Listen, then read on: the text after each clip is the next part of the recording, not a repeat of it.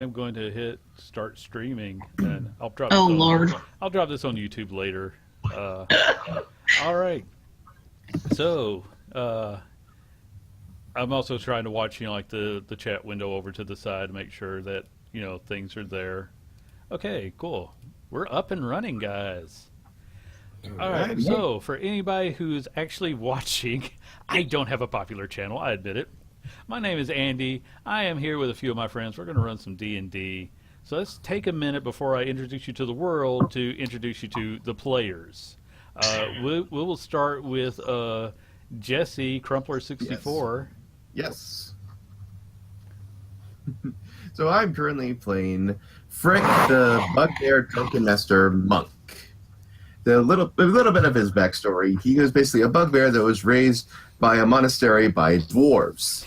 Now, dwarves being known for their drinking, you can needless say, very self-explanatory what this monastery was. So, needless to say, he also tried on his ways. Before he was recruited by these dwarves, he was an archaeologist. He studied the ways of taverns and caverns galore. And needless to say, this trait never left him even while in the monastery. So when he's not in dungeons, he gets a little jittery. Or he feels more at home underground and investigating the unknown. Oh, well, he might really enjoy some of what I'm going to throw at him today. Moving Wonderful. on, we have Reverend Amon. Please tell me I got that half right. Yeah, you did, but you can pretty much call me Flint Ewood off of some of the viewerships on Twitch. I am playing a human variant bard. His name is Michael Bradmore. He is a ludist by trade. Thinks that he is the greatest bard ever, and will get very angry with people if they try to point out that he's actually quite not. He grew up throughout all of his life and throughout all of his training, just trying to get as much information as he could of the heroes of old in order for him to tie those into all of his performances. He actually just completely idolizes them, and he measures everything that he does against them. Not only tying in his own actions into the stories that he weaves, but trying to tie himself into the old stories as much as he possibly can, because he wants to be like those heroes of old. He, on the other hand, is also quite easy to get quite angry, and cannot keep himself from being hidden at all. All right. Oh, sorry, do you have something else? We're getting a little bit of delay, so. Sorry. No problem. Carrie, I know you said you didn't have a backstory, but please introduce us to your character all the same. Sure. I'm playing Obroesu. Change the name. That was the blank name. Yeah, that's difficult. I'm just gonna go. I'm gonna go with a name I'm familiar with. Don't make me pronounce something I can't pronounce, because I've already got that in my notes. So give me a real name, please. Character that I was starting to play in another game on Roll20 that fell apart. So my name is Rihanna. I am a tiefling rogue with the assassin background. I guess he likes to. She forges documents. She kind of, gets herself in with people, to sort of be able to get the information, to get the goods that she wants. Kind of persuasive. She just uses flattery to, get her way. Just kind of tries to use her charm, and, she's just your regular rogue. Well, a little bit of a mystery. I don't know. well, sometime within the past 2 weeks to 2 months, you have all found yourself in the kingdom of Wildom, and when you got here at some point, you all got arrested. Whether or not you actually belong in jail for, whether you were stealing or fighting, or maybe you just sang a song that the guards found unflattering. Because you know what? Ever since the good King William died and his His brother stepped up to take the throne, King Wilson. Yes, my names are so creative. King Wilson stepped up, and in under 2 years, he has unwritten every law his brother ever created. This man is secretly known as the Mad King. It's not really a well-kept secret, but if you ever say the words mad and king together, a guard will probably kill you. He changes the rules on a whim, and sometimes the guards don't even know why they're executing people. You can actually be found guilty of treason just for carrying a gold coin that has his brother's profile minted on it, because about 3 weeks ago he decided that all coins should have his royal visage on them. So you are all being kept in jail. And on this particular morning, the guards come up to your cell, tell you to stick your arm through the hole, and they slap a bracer on you before they even open up your cell door to put you into chains. And then they drag you, not even really probably letting you walk, especially if you are a vicious bugbear. Nope, I personally give me no chance. They don't take chances with any of you. They drag you in and throw you into a room. There's a fire in the middle, a fire pit, and you see just this scrawny older man who's over to the side tinkering. Well, did you bring me some suitable subjects this time? Yes, Lord Victor. And the guy turns around. He's just the creepiest advisor to the king you could ever imagine. He looks at this guard. Thank you. Now, if you don't mind, hold your tongue around the prisoners, or I will have you wear it around your neck. Do I make myself clear? The guard's face just drains pale, and he nods. Victor smiles and looks knowingly at you. You'd be surprised how often I catch them in that little trap. Only so many times you can play the same game, I suppose. You can laugh at that. I think I want to, but I don't know what the joke is supposed to be. Oh. Well, you see, I have this little game where if they backtalk me, I cut out their tongue and make them wear it. And when I give them this little hold your tongue and they say, yes, sir, I cut it out. Now, do you get the joke?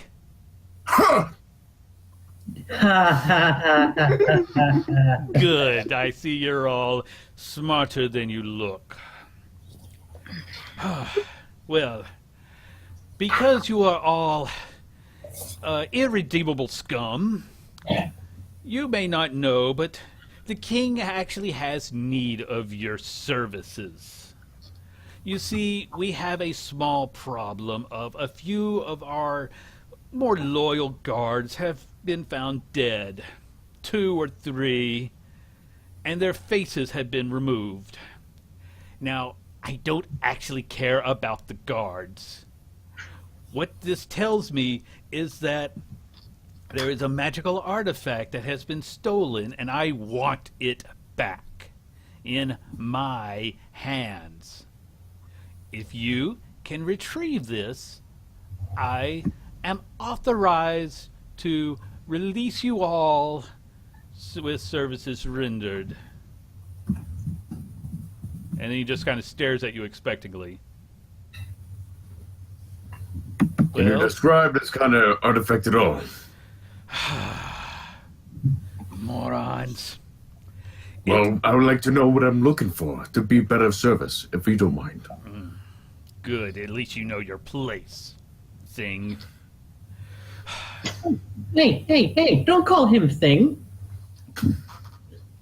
Oh, I'm sorry. Did you want to be wearing a new necklace? All right. Okay. The artifact in question is most likely the ghoul's claw. It is about as what it sounds like. It is a claw that allows you to cut the face off of your victim and wear it as your own. That means whoever is killing the guards is infiltrating the king's castle in some way. That is a matter for the royal guard to deal with. I want the claw. Now, What's so special about this claw? it lets you wear people's faces. Is that not obvious? Do I need to write it down? Can you even read? He kind of made that clear, to be honest. Okay. That depends on which language, but yeah, I can. Good. It was rhetorical, but good to know. Look. Oh, hello, Aspire. Sorry, I just saw somebody talk. Yep. Okay, sorry, back into character. Look. All right. This trinket is normally held by the monk order, and he does stare at you, Frick. The keepers of the dead. They like to hang on to artifacts related to death. Somehow this one has escaped their grasp. I don't know how, nor do I care. But this is the one order that the king does not seem to be willing to betray old loyalties and will not allow me to ransack their entire temple and take what I want. But since they lost it, I can claim it. You will claim it. Or those little bracers that the guard just attached will kill you all. You have 3 days. Go. Oh, and I should point out that obviously being in jail, you don't have any armor or supplies. So, go. No need. Can I at least have my loot back? And he turns to one of the guards. Summon the smith. And, he doesn't speak. He's the one that was told not to speak anymore. He nods, rushes out of the room, and a couple of minutes later, you see this half-orc carrying a big bag filled with just random equipment come in, and he sets it on the table. Pick what you need and go. And in this collection is going to be, various armor, weapons. You can start to sift through and see if you find something you like. So I'm going to totally outfit myself with the stuff that I had. Well, yeah, that's kind of what I figured. Yeah. But, and you might, Raina, I figure you're probably more reaching for a pair of daggers or something like that. Yeah, a pair of daggers, a rapier if they'll let me have it. Hello, Jay Brunch. Yes. So when you start to reach for that, he reaches out with his big meaty black half orc hand as you reach for one, and just kind of looks at you. Miss, I would recommend you not take that set. And he slides another one over to you. I would not send you out on any missions for the king without equipment that I would carry myself. Thank you very much. You are welcome. So he's being very careful about his wording, as you can easily tell, but if you want to take the equipment that he recommends, go right ahead. I'll do that, being College of Valor as well. Okay. So you all equip yourself with the tools he specifically recommends. Victor is just kind of eyeing him as he does it, but he doesn't make any claims. Mm-hmm. If you are all about ready, go. I am tired of your scum polluting my sanctum. Out of character, left character, I understand. In character, just go, yay. Okay, thank you.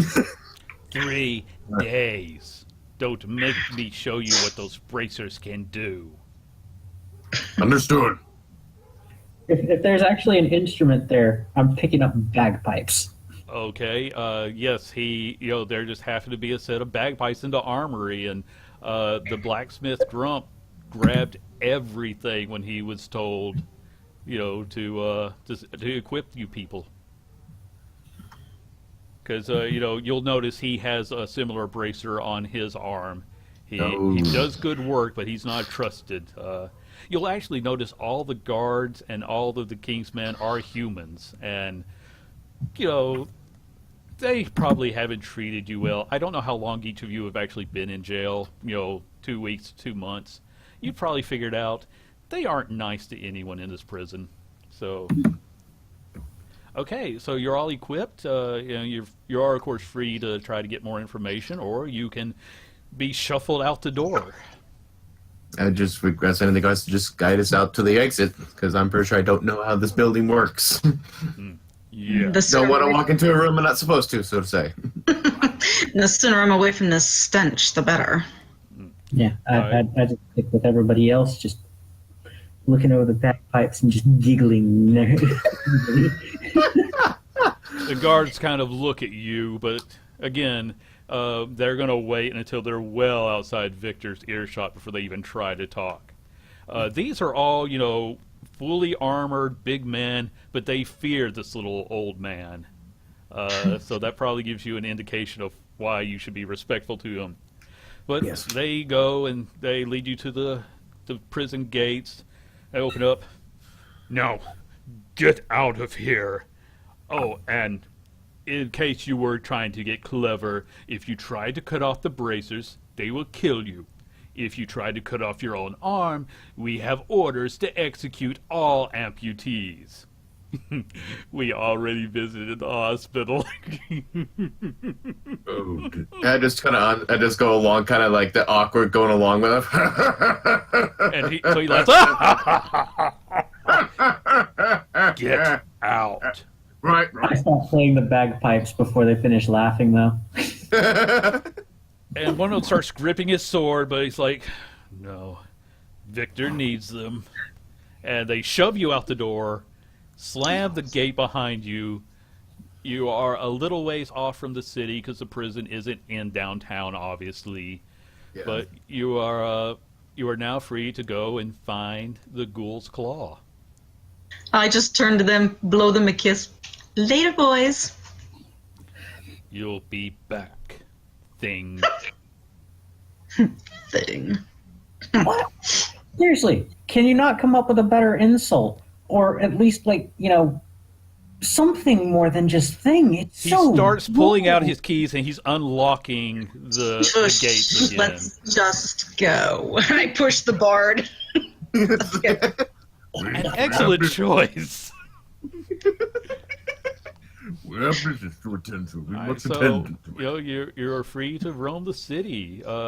You do have the monastery as your only real clue outside of missing faces. So Okay.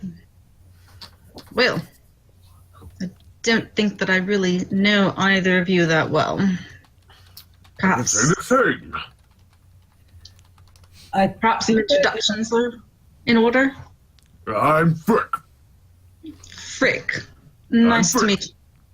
Nice to meet you. I feel like this is going to be a Groot thing. Sorry.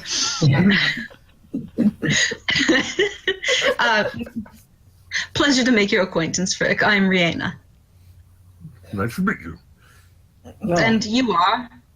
oh, I'm actually quite shocked and astonished that you don't already know who I am. I'm Michael Bradmore, the greatest bard that had ever come to this podunk little corner. You used a lot of words, Mike.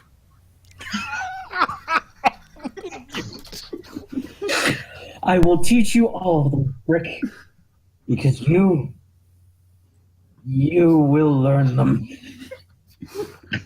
No problem.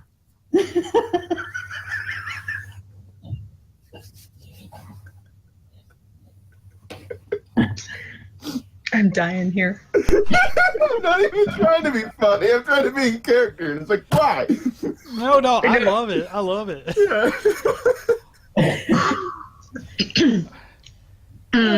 Michael. Okay, well, maybe your little bagpipes will be useful at some point, but right now I think we need to find out where to start our search. Well, we could always start at the end of the prancing pony. 2 questions for you. Well, one first off. Are you saying all this standing in front of the prison, or are you walking? I kept walking. Walking by Okay. now. Walk, yeah. Then I in think- that case, we won't need any dexterity rolls. All right. Okay, good. Continue.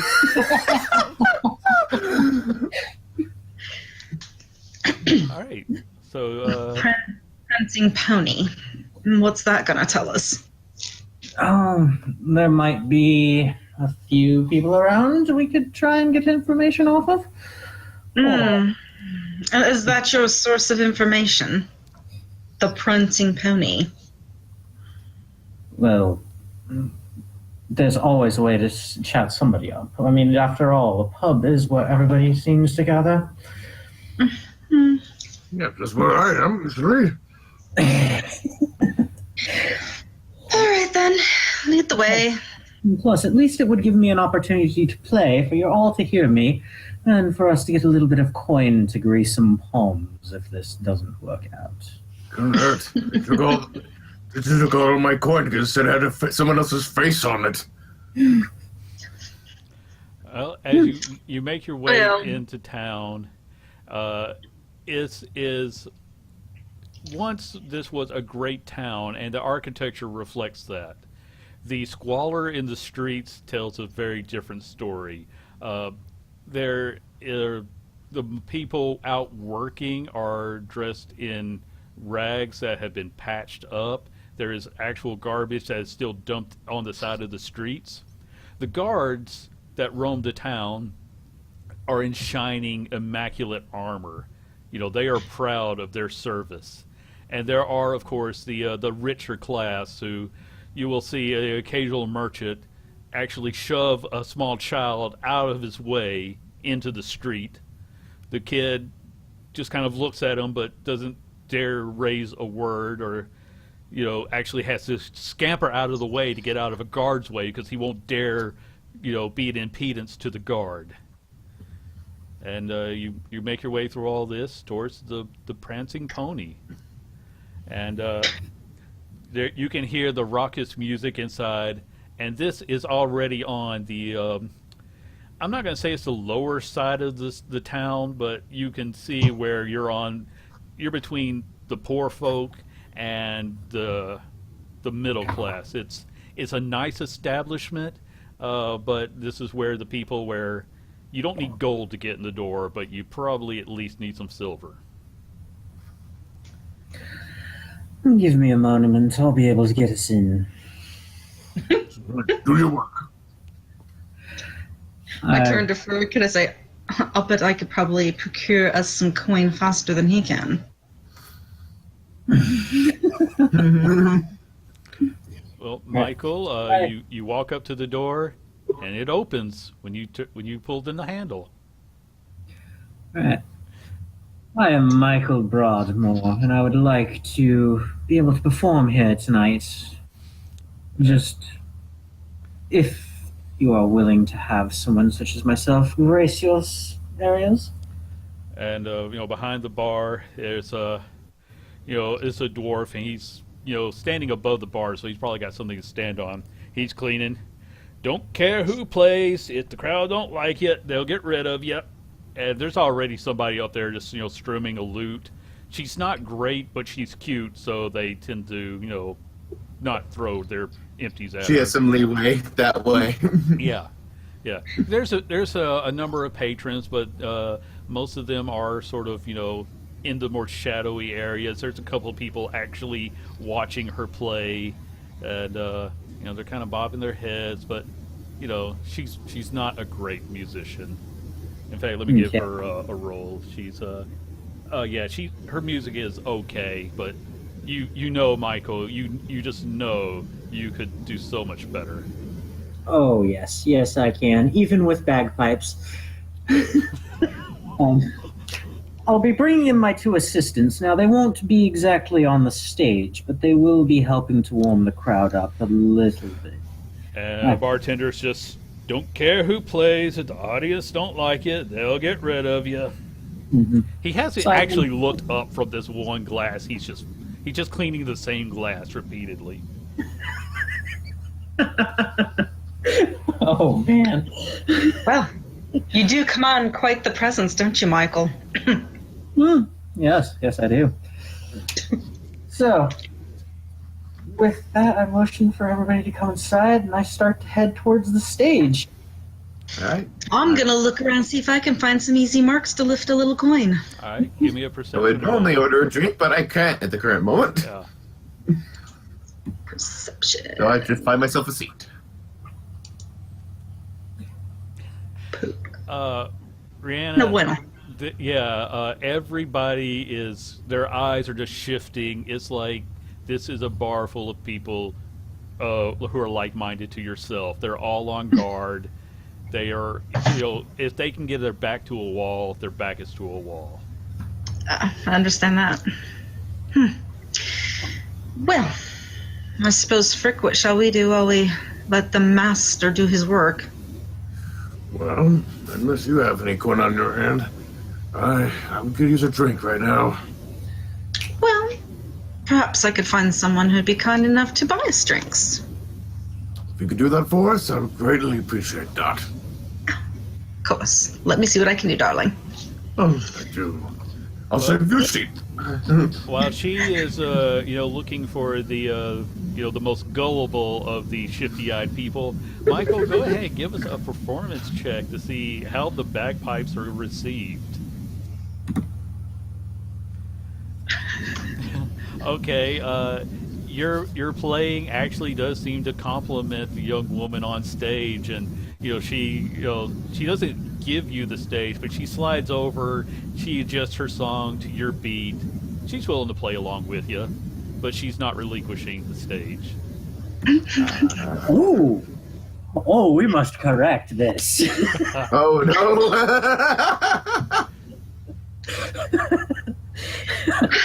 I'll let you choose how you want to correct it. Rain, give me another roll. We'll see if we can find you someone to flirt with.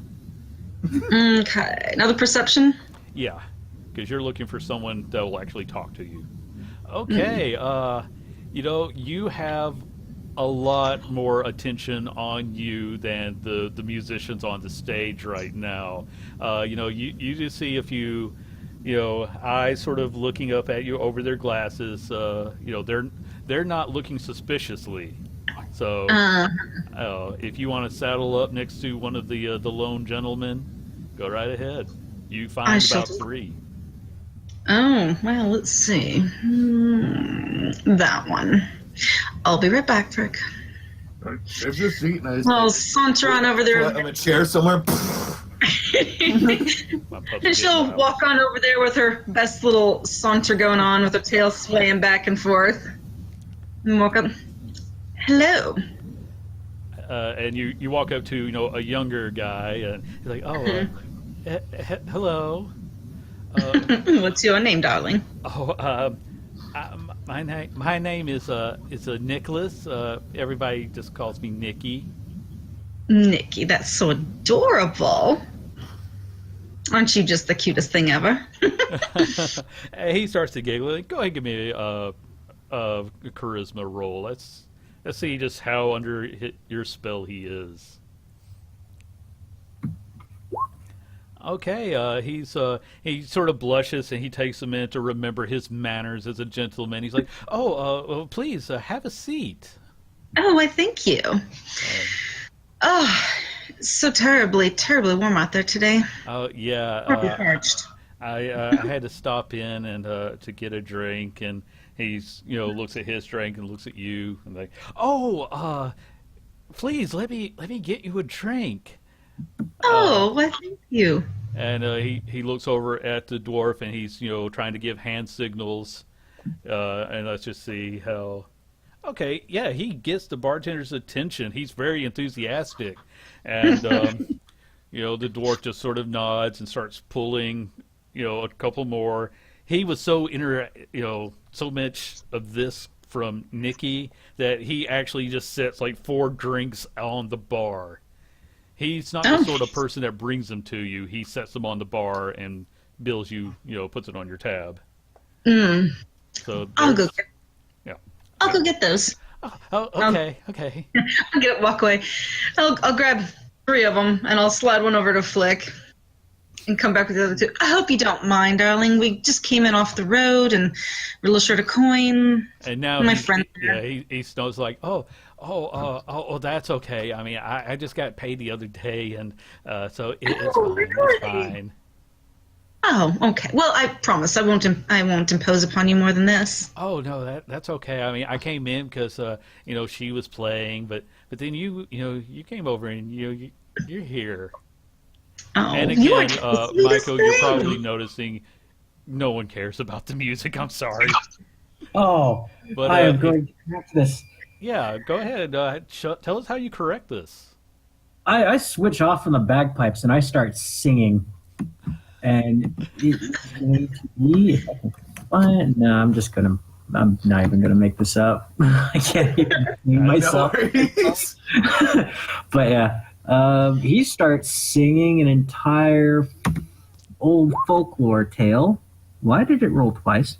We're gonna go with the second one. Yeah. Well, actually, that should have been a charisma, but we'll, cool. Yeah, you start singing, and you have a beautiful voice, man. You are an angel amongst these mere mortals. You are singing a song that everyone in this kingdom knows. It is it's one of the first songs that gets shared, and the young lady that's been upset with you, she's still accompanying you, but now she's just steps back to give you the majesty that you deserve, and most of the eyes are now on you, with the exception of Nikki, who only has eyes for Raina, because he's just like moon-eyed. Yeah. Michael, let Raina have that. Okay. Gracious of you, sir. Nikki's over there. You say that you just got here. Are you passing through? Not many people come to Wildom anymore. Oh, I don't know. We may be here for a few days, but not sure.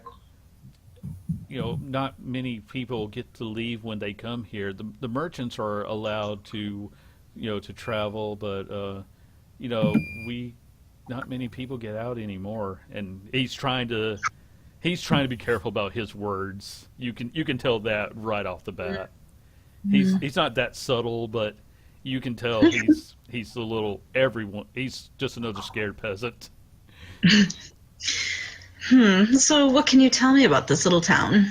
Oh, well, it is still a great town. I mean, King Wilson, he makes sure that everyone who deserves protection gets protection. And then he sort of looks down at his drink again. I reach over, put my hand on his arm, and I say, If you would rather whisper these things, I can.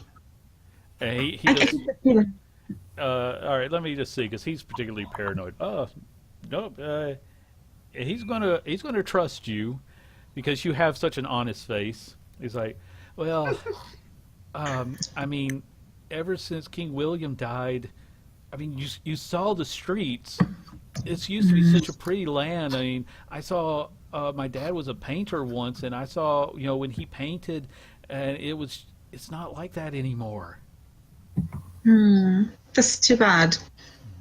It is a bit dreary here now, isn't it? Yeah. I mean, if you have money and the king likes you, it's great, but for the rest of us, no. I see. And so is it a relatively safe city, or are there... If you obey the laws, it's safe. But the laws change all the time. I'm sorry, but how long has the previous king been dead? a little over 2 years. He died in his sleep. They said it was a fever. Really? Yeah. Hmm. But as long as you stay out of the guard's way, I mean, you're a little more noticeable than I am. But as long as the guards don't notice you'll be okay. We stay out of the guard's way. Okay. I mean, honestly, I mean, how big is the guard force here? After all, I mean, there's enough of you. I mean, couldn't you guys rise up against these people? Well, I mean, we don't want to die. Oh, I understand that. I mean, because anyone who was loyal to King William, they killed them all. They killed my dad for that painting, and he did that years ago. But he was the painter, so they killed him. Oh, that's horrible, you poor thing. And he just, takes another drink.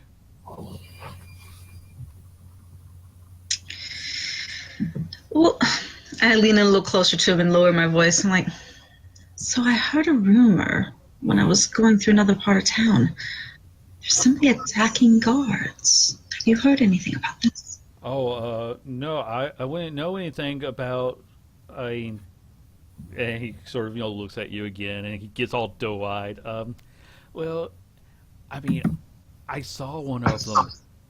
I don't know what happened, but he had scratch marks all over him, and his face, it was just gone. Any idea who might want to be doing this? I mean, it looked like claw marks. I mean, like big, and he's holding out his own hand for reference, and it's like it was a little bigger than like thinner than my fingers, but a little bit longer than my fingers. Sounds like a beast. Oh yeah, I mean, there aren't that many of them, and he suddenly eyes go wide. He gets quiet and looks down again.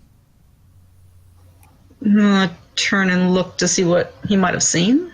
He didn't see anything, but as soon as you mentioned beast, something clicked inside of his head. Oh dear. Well, I mean, if you want to try and get a little bit more out of him, I'm going to need I'm going to need a persuasion roll to get him to talk again. Yeah. Okay. Ooh. Please tell me exactly what you say to him.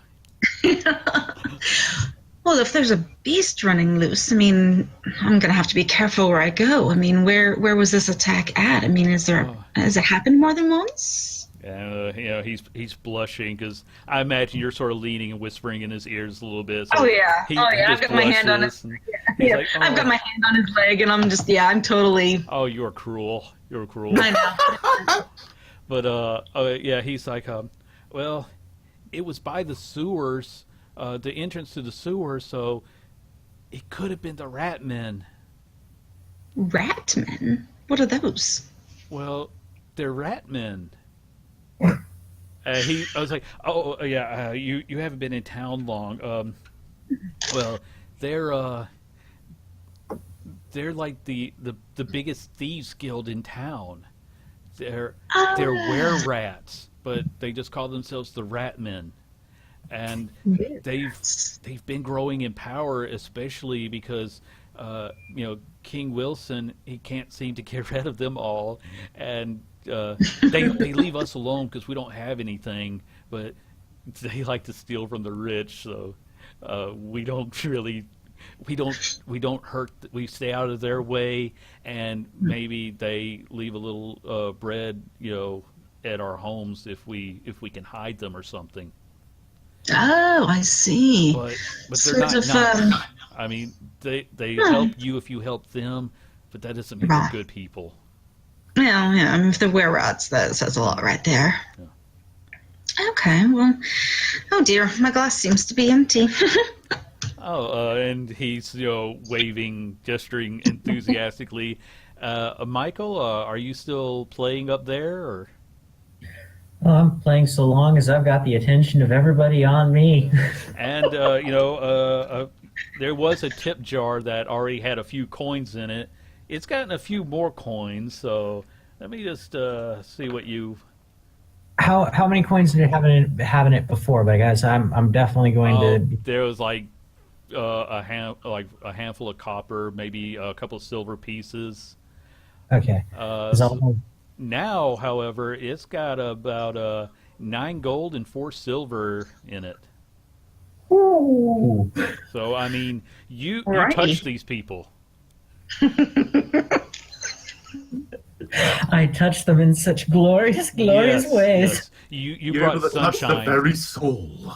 Yeah, you brought sunshine to their lives. Even the dwarf bartender has put his glass down, and it's just kind of he's watching. You're not sure because the beard and the hair, but there might be a little bit of a sway there.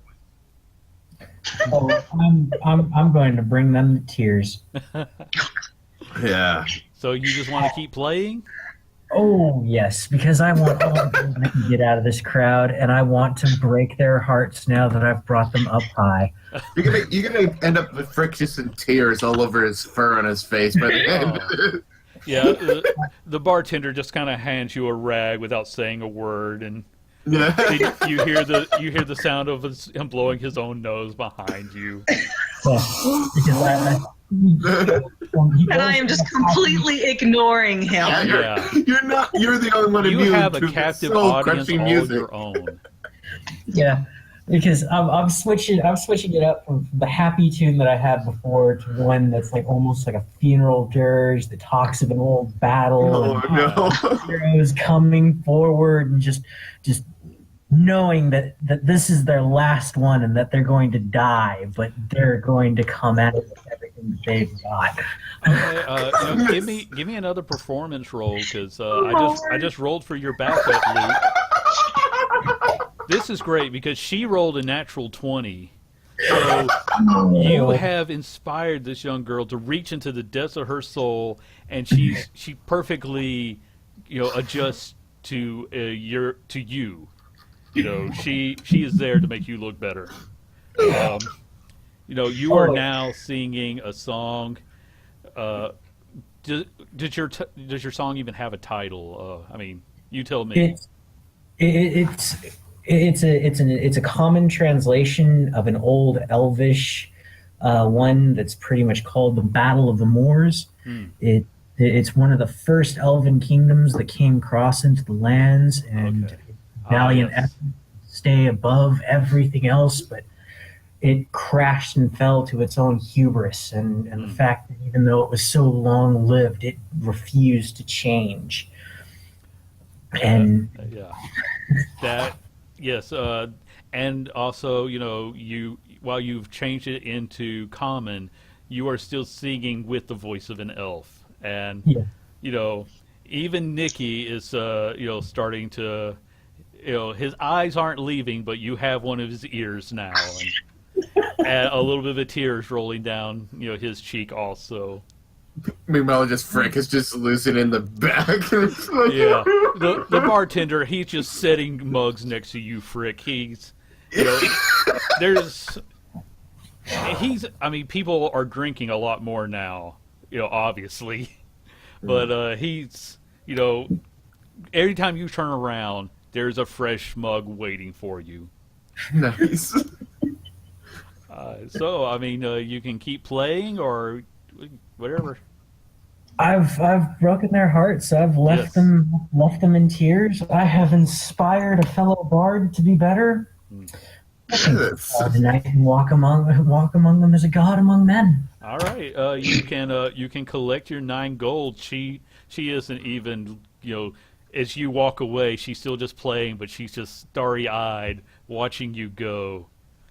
I leave one of the gold pieces for her, so I just take 8 and I leave one of the gold for her. Okay. And in her mind, it's like, there goes my hero. Watch him as he goes. I'm waiting for him to be like, leave a signed headshot at this moment. Yes. Yeah. I'm kind of like, please do not inflate his ego. No, I'm sorry. The ego has been inflated. it is now the biggest thing in this bar. If it got any bigger, they'd have to ask a patron to leave. Mercy. So Michael, walks out. I imagine that you walk out so that you end your verse as the door closes behind you. So much sobbing. Oh yeah. You can hear the sobs through the door, and Yeah. it's a beautiful sound. Yes, it is. Frick, Raina, do y'all follow or? Definitely follow. Yeah, did he go I don't want to somewhere? be seen crying anymore. Yeah. Your fur is just a horrible mess. Yeah. It was like, even though we were in the prison, I try to keep it the best of my ability. Now it's just like, if you ever see a cat take a bath, it just looks like that in the front part of my face. Yeah. Yeah. Yeah. You're just a blubbery mess. Yeah.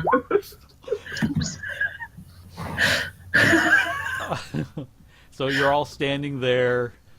Frick is still trying to compose himself. Yeah. I mean, he just leaned over to like Michael's like, it's beautiful. Oh Lord. Raina, We're still that's in exactly what you see. He's I know. I'm like, oh. You lose a lot of words and you're beautiful. You're welcome. You're welcome. I kind of take this as a hint that we're going to leave. So I lean over to Nikki and I say, "Oh, sweetheart, it was definitely a pleasure meeting you, and maybe I'll run into you again sometime." Oh, I'd like that. I'm usually here. I mean, there's nothing else to do. When I have the money, I come here for a good drink. And I just kind of Goofy put my hand on, smile. "You're such a sweetie." Like give him a little kiss on the cheek. Oh, he's now like his mind just went blank. Like he's blushing so much but the blood is all in his face. It's not in his brain anymore. He's like, Or somewhere else. Anywho. yeah. The blood has been redistributed to various parts of his body. He's I like, walk up to Frick and I'm like, "Dear God, man, compose yourself. Here, drink this." And I give him my untouched drink that I got from. yeah. You're welcome. Oh, Oh, yeah, that's good. I do have some information that may be useful, but I think we should probably find a more quiet place to discuss all this. yeah, and still just the sounds of the sobbing around you as the lone lute player tries to carry on without her muse. Oh man. All right. I give both of you guys 3 gold, keeping only 2 for myself. So. All right. Oh, you're so generous. Well, we've got to work together. Oh, and by the way, your playing was magnificent. I have not heard anything that good in quite a long time. Oh yes, you should have seen when I played the halls of Tiernan. Oh my, sounds divine. Yes, I would love to visit the halls of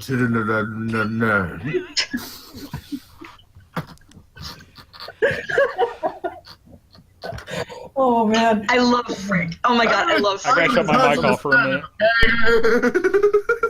Frank is our grog, man. Most definitely. I'm just gonna keep turning my mic off so I don't laugh over all this, guys.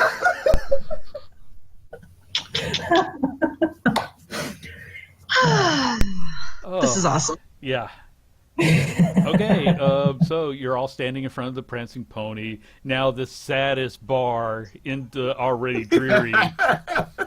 There's depressed and there's sad. They're on the sad side, if that makes any sense. They're not drinking to forget Should've left the crappy the town. episodes. They're drinking for what just left them. Yeah.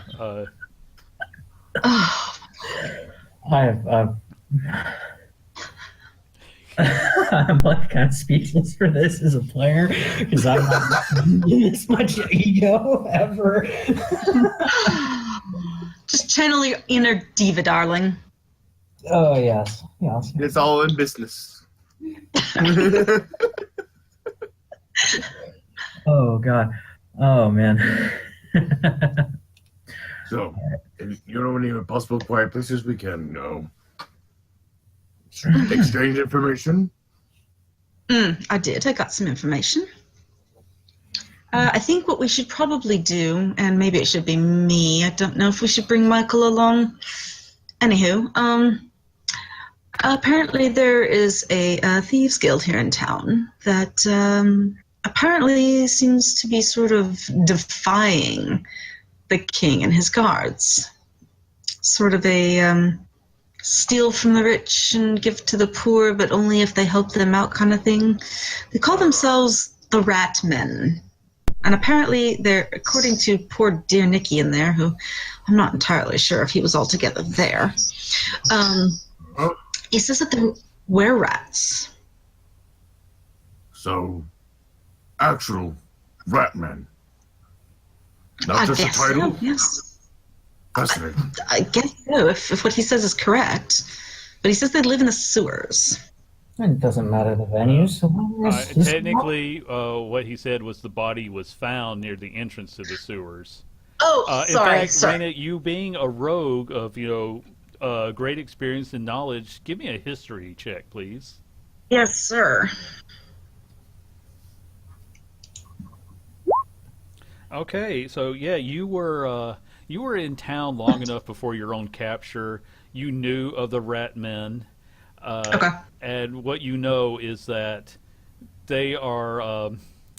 I imagine you fancy yourself a very high class rogue. You don't sully yourself with too much dirty work. If I'm wrong about that, please correct me. But It's all part of the charade. yeah, okay. But if I have to get my hands dirty, I have got no qualms about it. These are the sort of people they have.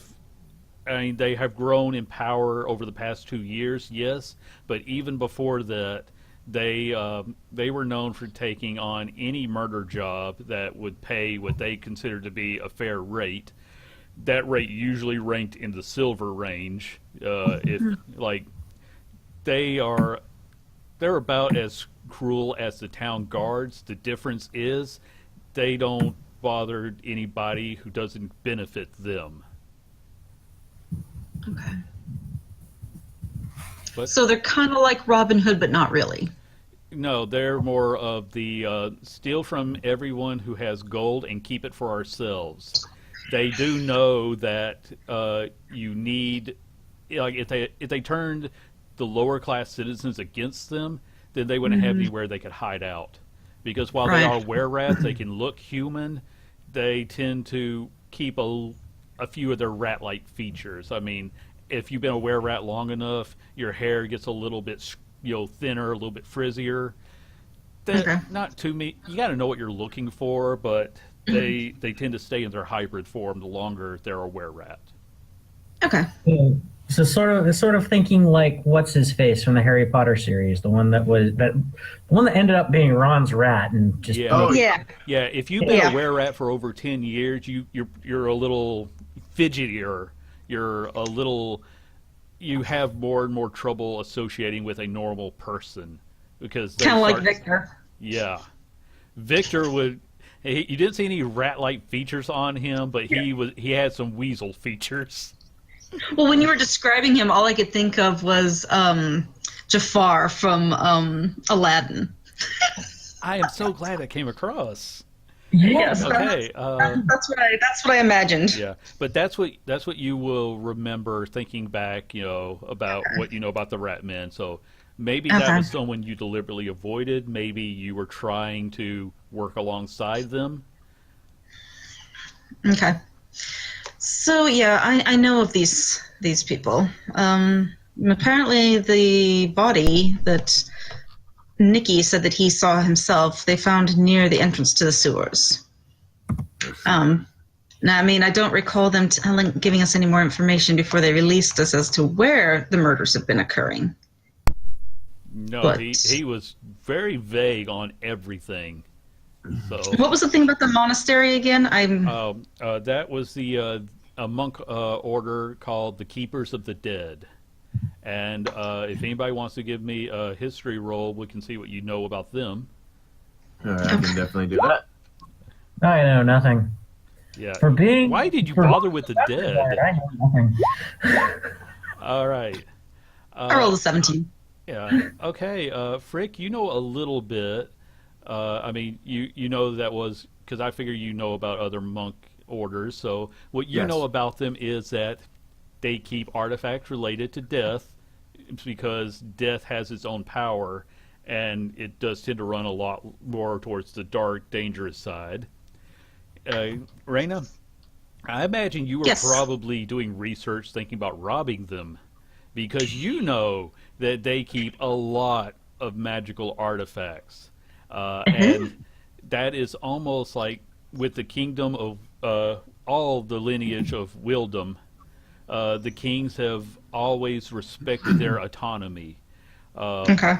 If there was like some sort of undead outbreak, these monks would be the first to step up and quell it. And it's sort of an unspoken thing.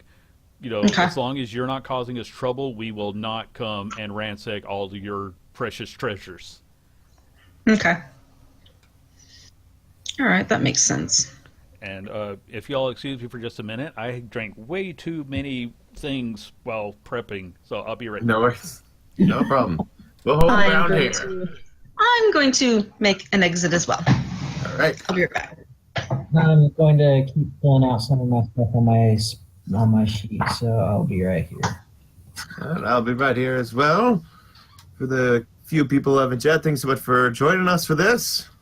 Yeah, this is actually being quite good. I can see you as spirit, right? A spiritual, right? This has actually been quite a new experience for me playing somebody just focused on themselves. Oh man.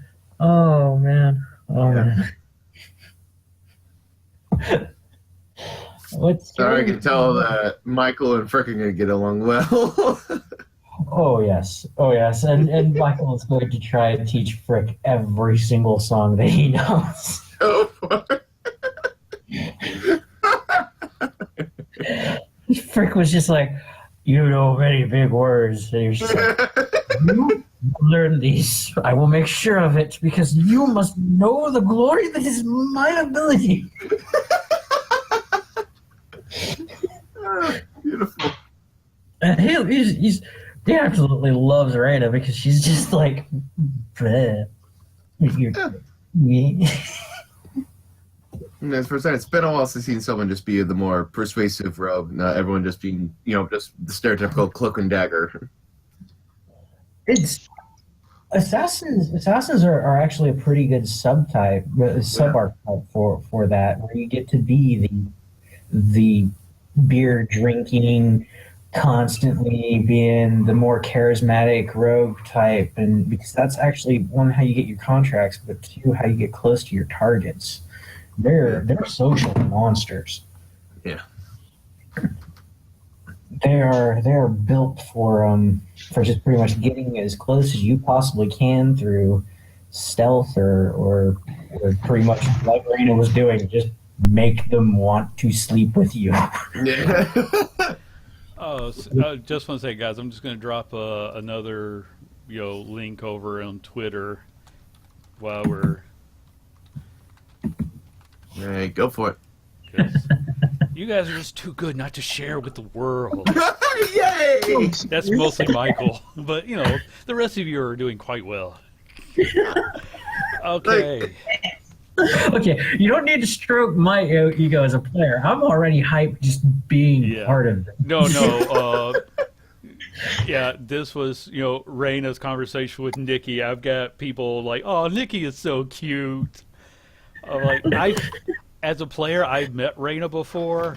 My con man definitely wanted to team up with her, and just run the whole city. So I'm so glad she's back. Me too. I love your character. I love both of your characters. We've got a grog and we have the most. Yeah, this is too much fun. So please let the fun continue. Absolutely. We're still standing outside the prancing pony. Still just the sobs are lightening up, but only slightly. Yeah. You figure the bartender is probably this is the best business he's done because more people have heard and a few people have walked in not know what's going on, but so where to? Yeah. I would think check with the monastery. Okay. See what information we can get from them. All right, you make your way to the monastery. You all know the way. I mean, Raina knew a lot about it for a non-monk. We're not going to look into that at all. Well, Hey. monks don't take vows like paladins or clerics. No, they might have their rule set. What are you insinuating, Michael? I mean, you could ask Frick about his particular, monastic order.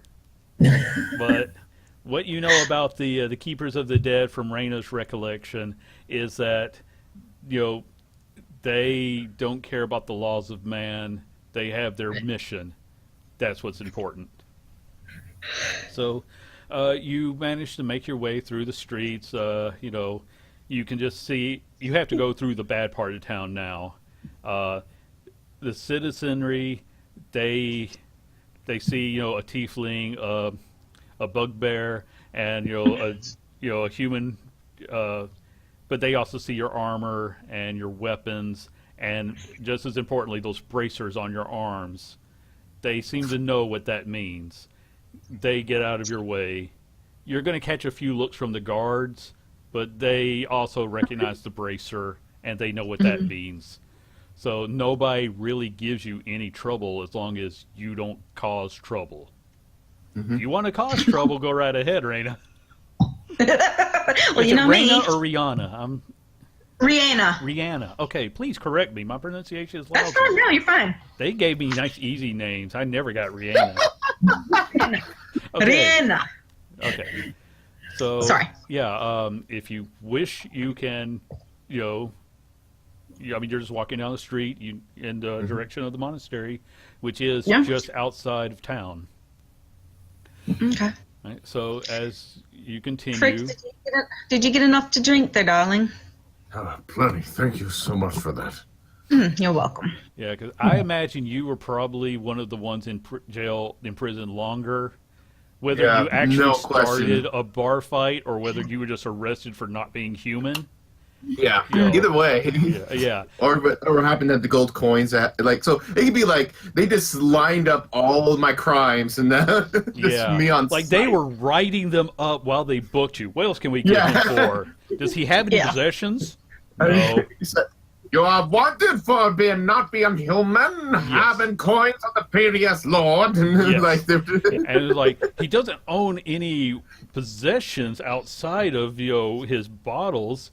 Oh, he's a vagrant. Yeah. I mean, if they could spell it. The experience of life that one must always enjoy. Yeah. So, okay, so you make your way out of town, again, towards the monastery. The monastery is actually at the center of a giant graveyard. One of the tenets of the Order of the Dead is that they respect everyone's death rituals, and so if you die and you don't have anyone to bury you, they will take that up on your behalf, and to the best of their ability, they will, honor your particular tradition. So they are at they have a giant cemetery all around them, and so yeah, you can go up to the front door of the monastery. It's a rather large building, well constructed marble. It's kept clean. There's a little bit of ivy, along the gravestones. Well, Frick, I think that with you being a monk, perhaps you should be the one to try to gain us entrance. Certainly. I've dealt with very, very flamboyant decorations before, but I don't think I can handle this much. This one actually does have rather ornate, large knockers. Shut up. I'm sorry. Yeah, I sort of realized that when it came out of my... Anyway, so yeah, they look like they are in the design of bones, basically, with a big skull as the knocker. I poke at it. I think it's made of gold. Give Here, me a let me check check. if you want to check. King, king, king, king. Okay, that probably told you it wasn't gold. It No. was just very good brass. Yep. See, gold doesn't work that way. Yeah. Trust me, Frick, I know. Yeah. And that clanging sound just echoes even from where you are. After a couple of moments, the door creaks open, and you see a young man standing before you, a little confused, especially when it is Frick standing on the other Yeah. side of that door. I assume the position. Salutations. Oh, and salutations. He very quickly recognizes you as another monk. How might I help you, travelers? We have come looking for information, and all of our sources lead to here. So if there's someone we could speak to about this possible missing artifact of possibly attacks amongst this town. Oh, yes. Okay, I will go and get the master. Please come in. So he opens Thank the door you. wider. Everyone just, tell me otherwise. I'll assume you just walk on in. Yeah. Okay. I'm leading. If anything, I'm leading on in. Okay. He shuts the door. It creaks back into place, and he throws several heavy locks across it. Nothing, fancy. They're just bar locks, but there's like 3 of them. So these are already heavy doors. It would take, a barbarian with a battering ram to get through.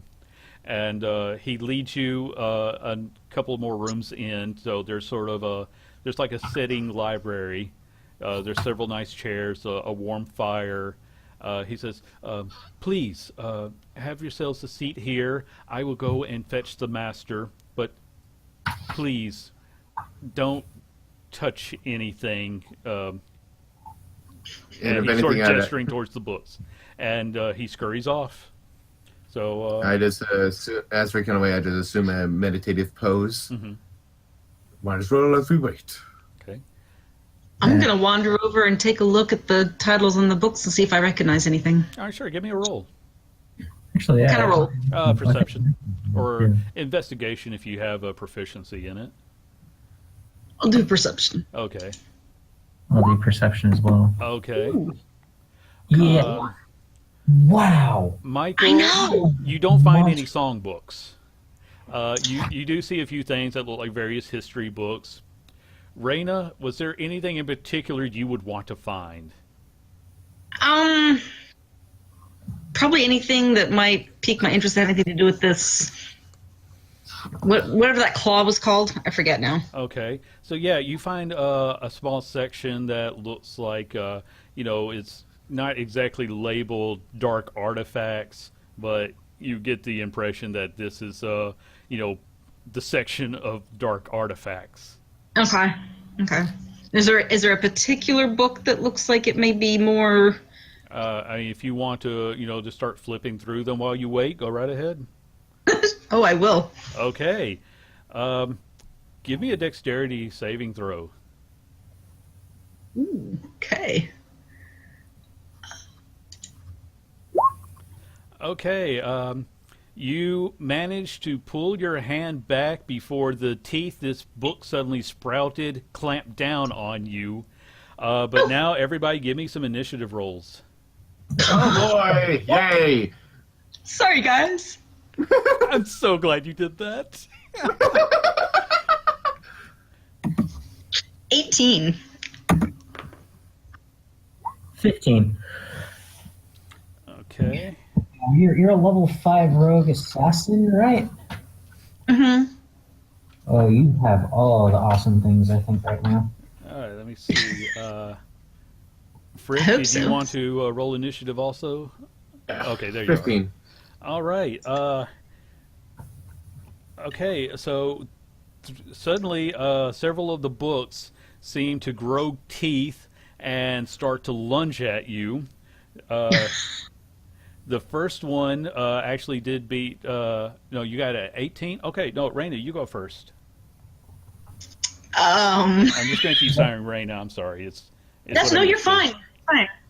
Let me just get over to the road. God, what do I do to books that are trying to bite me? What?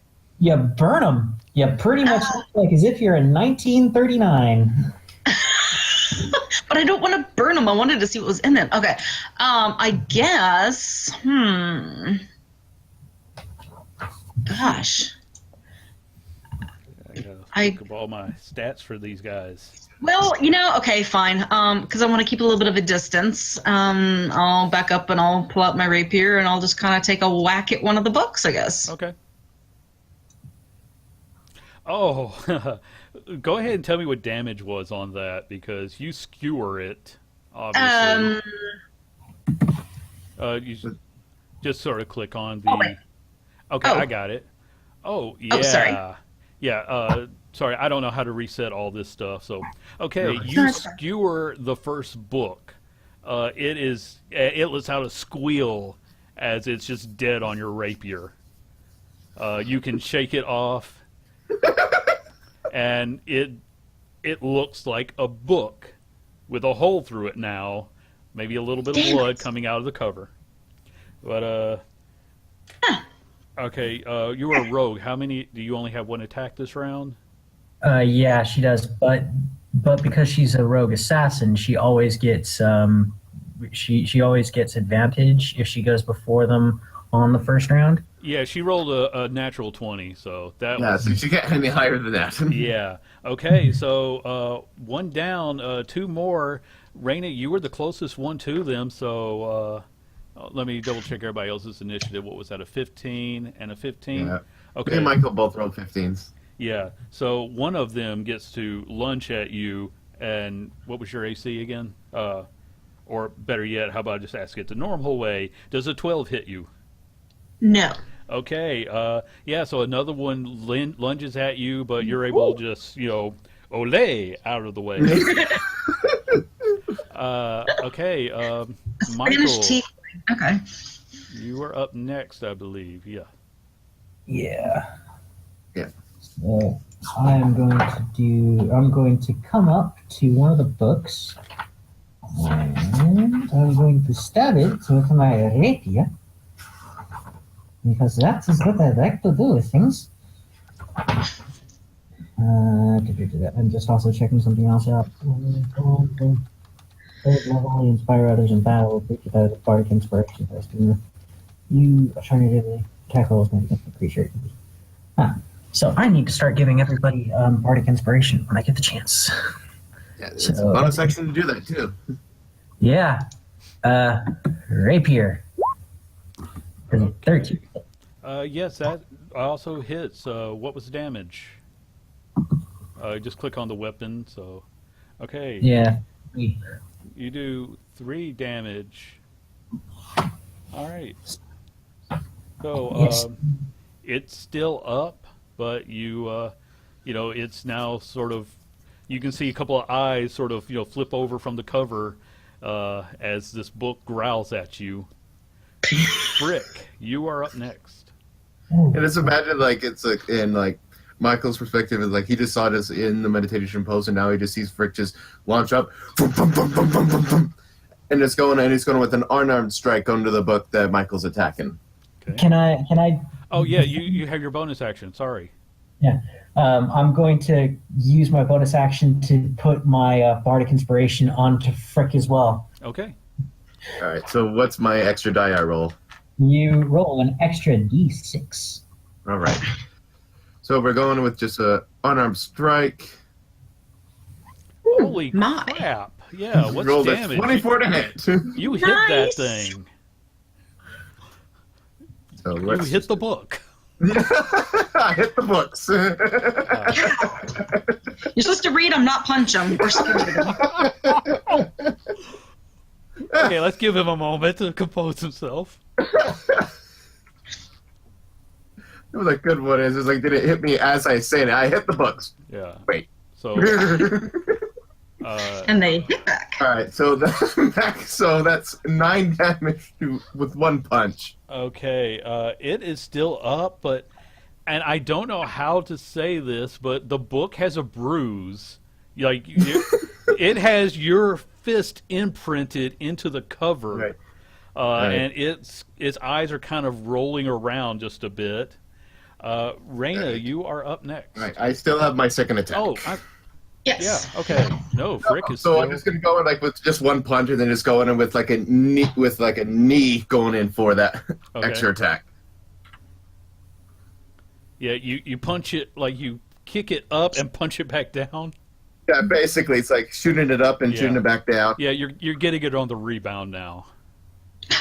All right, 16. That hits. All right, just saying the moment you miss, I'll add the bardic inspiration. Yeah, that's how I do it. Huh.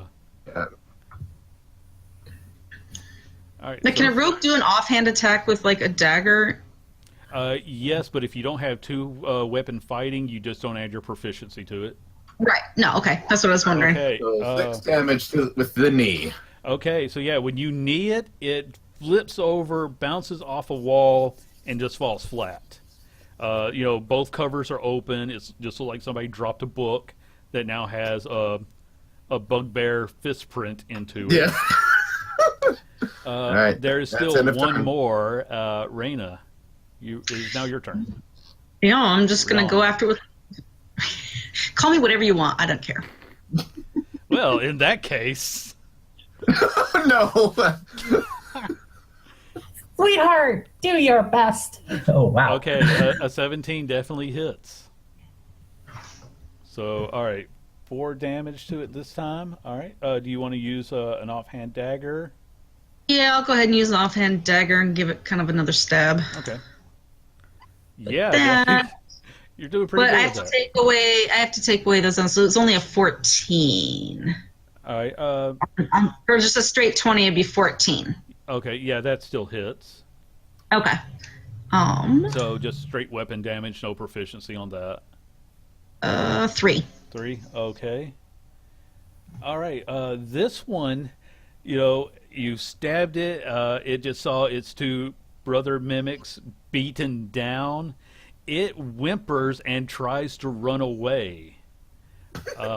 Michael, do you want to allow it to run? So is it just like going like Yes, this? that's exactly how it looks. I just want to reach out and step on it. I'm using vicious mockery on it because it's trying to fly away. Therefore, I think it's probably going to go much higher than my reach can go. Okay. Oh, twinkle, twinkle, little book, how I think that you must look when you fly away from me, and then you die so patiently. All right. And that Does he, what kind of book what's the the book saving has to roll? do with saving throw. Yeah. What's yeah, the it has to do with savings. Stupid thing. It's a I saving. think it's a wisdom, isn't it? Yeah, what's Yeah. your saving throw? It's a wisdom saving throw. Let me just. I'll completely What's re-roll your it that way. spell save DC? Yeah. DC 14. Okay, no, he did not make Three it. cycle- Yeah. The first one 7 was seconds. 3 damage, so it's still crawling away, but it just you see a shudder run through it, like I'm just not good enough. Hang on, I'll illustrate it for you. So it's walking away then. Yes, thank you for the visual aid. Helping you out. Okay, Frick. I'm sorry, Michael. Did you want to do anything else?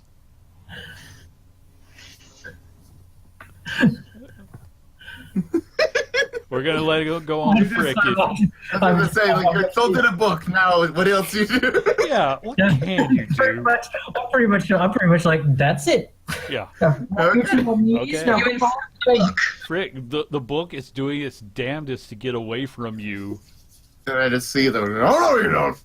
And just gonna charge them and just go and try basically kind of a leg sweep kick towards it. Okay. I love this.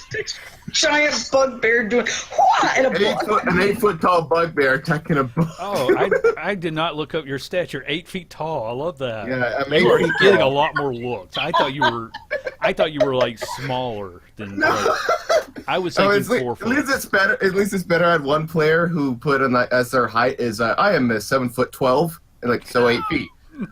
Ow! Oh, It was like, and this is person we had for a year, and we Yeah. looked at that height at that moment. So 21 total. okay, yeah. You sweep kick this book, and it goes flying across the room. How much damage did that do? And with that, it did 7 kicking damage. Yeah, it hits the wall with a solid thunk and flips over. This one landed with the cover down, and the pages all have writing on them, but they are all also very dead. Yay.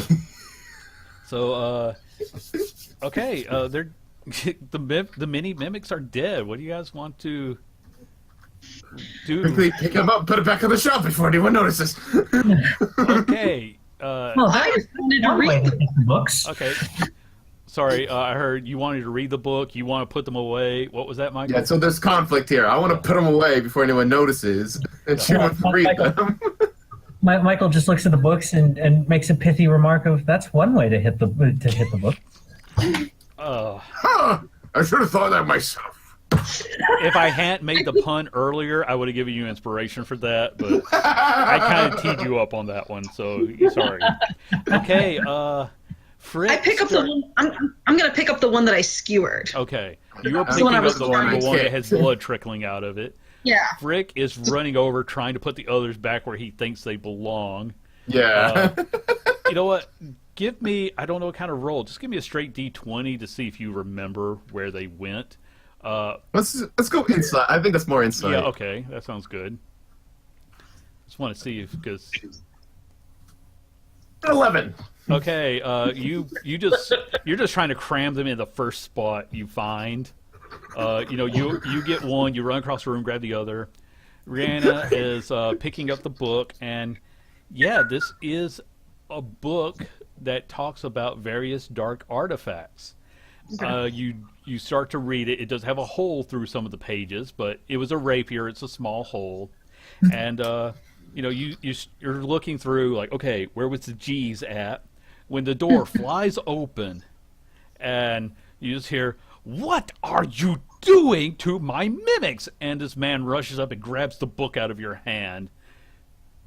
You killed It it. tried to bite me. Did you? It What did you do?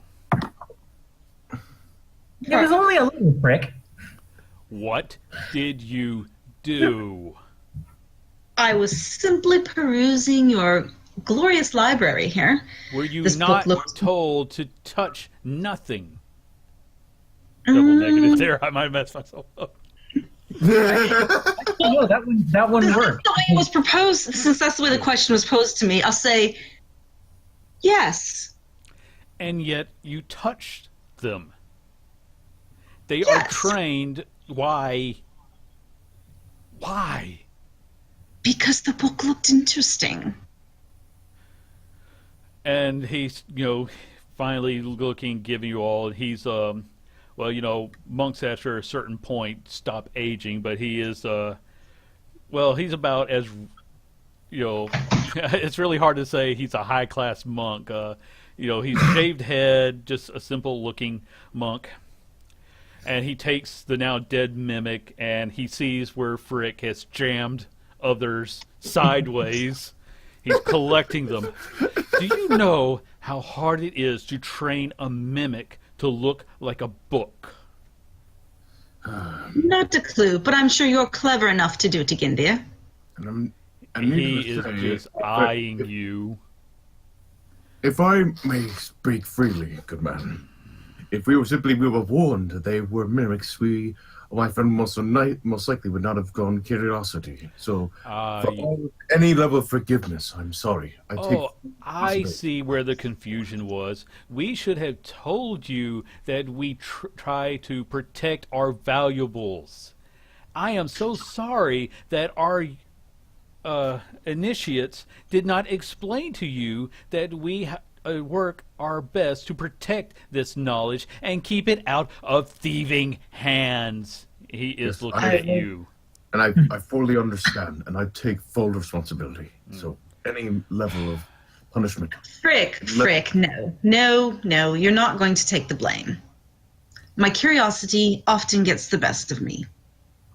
It looked like a very interesting type of books, and I just wanted to have something to do while we waited for you to arrive. I do apologize, because I was not going to steal anything. Naturally, you weren't. Why have you come here? I'm sorry, Michael, I was talking over you. We purely weren't here to steal anything. We were coming here out of the graciousness of our own time and seeking of knowledge. And there was a very, very large, grand collection there that was just proving too much of a temptation, even beyond the forewarning of your student, for us to not try to at least peruse the pages a bit. Okay, I will allow everyone to give me a persuasion roll at disadvantage. You killed his pets. Not to mention you're all wearing bracers he recognizes. Shit. This is where I really need to choose which skills I have expertise in. Yeah, That is fine. there's a reason I didn't warn you ahead of time. Well, then again, I don't know what you're going to do, so I don't know what you're going to need expertise in. Yeah, Raina. Either way, I have a -2 to this. Yeah, All right. First roll is a 4, so it can only get worse from here. yeah. Good, sir. Okay. He sets these now dead books aside and opens the door and kind of whispers out right quick. And 3 more monks come in and just take up positions next to bookcases, watching you all very carefully. So you should have done this at the start. Or Yes, at least, well, can I make a suggestion of possible relocation?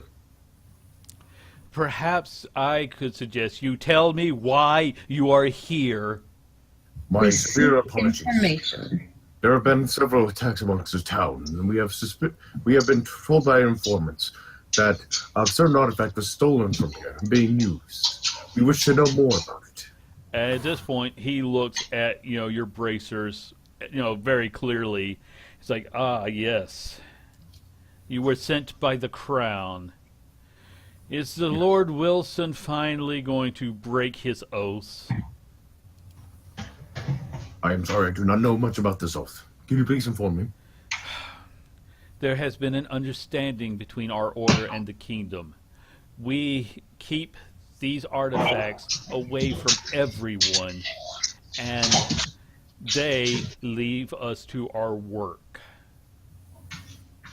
But that was the old ways. If he is sending hooligans to steal from us... I, sir, am not a hooligan. I am Michael Bradmore, the greatest bard you will ever know. And you are wearing one of Vincent's bracers. He does not give them out for his kindness because they are pretty. He I uses said them greatest. I didn't say smartest. That is evident by your actions here today. But Actually, neither of my companions here are to blame. It was I and I alone who provoked the attack from your mimics. all right, give me another persuasion roll. Just a flat one. Okay. Jeez, there's that. He hears the words of honesty in your voice. He gives you a nod. It is very gracious of you to admit to what we already knew, but the sentiment is appreciated. And I know, Of course, like I said, I realize that things have not been the same in the city since King William died, and no one wears those bracers by choice. no. Tell We've me. been given Tell me what you know, and I will see what we can offer up. apparently they think that a artifact called Goblin Claws is being used. Ghoul claws. Ghoul Claws, my bad. Ghoul Claws. And some of the townsfolk have seen the bodies after these attacks. We only know of one location of where they've been found right now. That was near the entrance to the sewers. If you know of any other locations, we would greatly appreciate the information.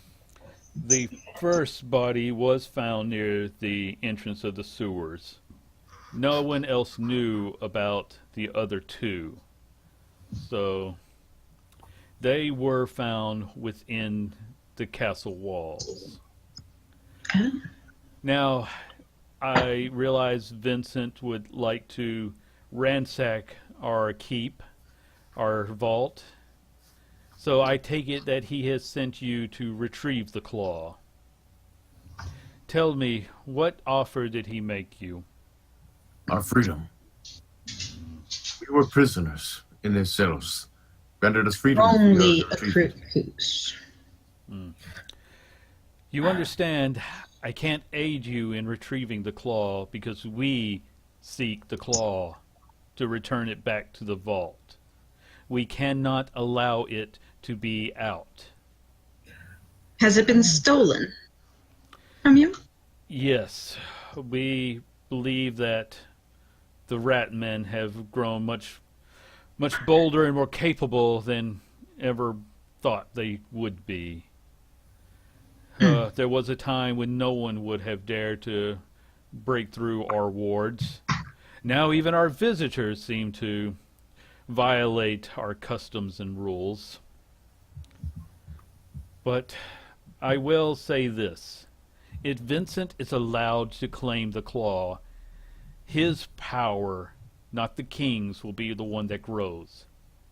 I would ask that you please, for the love of all that is still living, do not bring it to him. Return it to us. If you make that vow, then I can offer you aid. But can you get rid of these? If we attempt to cut the bracers off, it will kill you. Oh, I know that. We So, could... the only way to get these removed is to give the claw to Victor. The Now, bracers, I'm not saying I want to, because he seems like a disgusting, vile little man. the bracers can come off if we take the arm. I rather enjoy my arm, not only because it's my arm, but because, as I understand it, I do believe that they're killing every amputee within the city. I was afraid that he would take such drastic measures, and it pains me that the guards were so willing to enact such an order. As these braces are quickly becoming a noose around our necks. No, the noose would at least offer you a faster death. I have seen what those bracers do. I will... You mean that... I will look into it. We have research material that... Sorry, that threw me off the cap. I can start to look into it, and I cannot make you any promises, but do you really believe that Vincent would ever throw away anyone who proved valuable to him? Yes. Then let me put that another way. Do you believe that he would release you if you were valuable to him? No. I make no promises, but we will do what we can if you bring us the claw. What is it about Victor that everyone fears so much? What do you know about him? I know that he is more mad and power hungry than even the king. For every command the king has actually given out, Victor has slipped in his own rules. The guards do not fear Wilson, but they obey him. They will do anything short of treason that Victor commands. 1 second. He has a short, pointy, bearded... Oh, sorry. Oh, no, please. I had someone downstairs. What was that? He's a short, pointy-bearded little toad who likes to hide behind such gaudy treatments of others, and I will not be able to wait until I have gotten this off because it is not mixing well with this cuirass or my clothing. And right up until then, he was very much with you. He's like, he is a venomous toad. So I ask 3 times, and then I am done. Will you bring us the claw? I look to Frick and Michael. Well, If they can find a way to get us out of these, then yes. We will do what we can, but this is powerful magic, and we have not had a chance to try to counter it. we've been given 3 days to find and return this to Victor. Or these and us. That does sound like what he has done in the past. You are not the first servitors he has sent out into the town. No, will we be ever the last? Dear Frick, you haven't given your answer to this at all. What have you thought? Well, I was in a cell for months.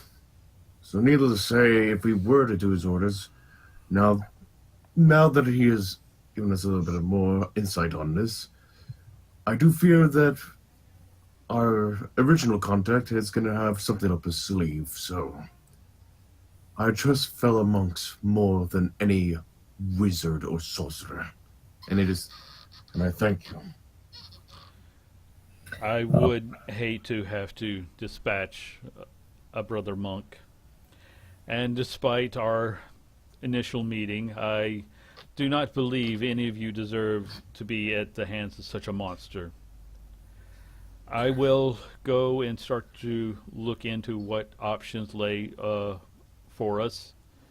You may rest here and have some food, and I will tell you what I can of the claw and the ratmen.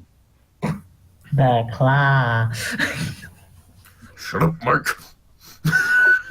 Now, was that in character or not? So.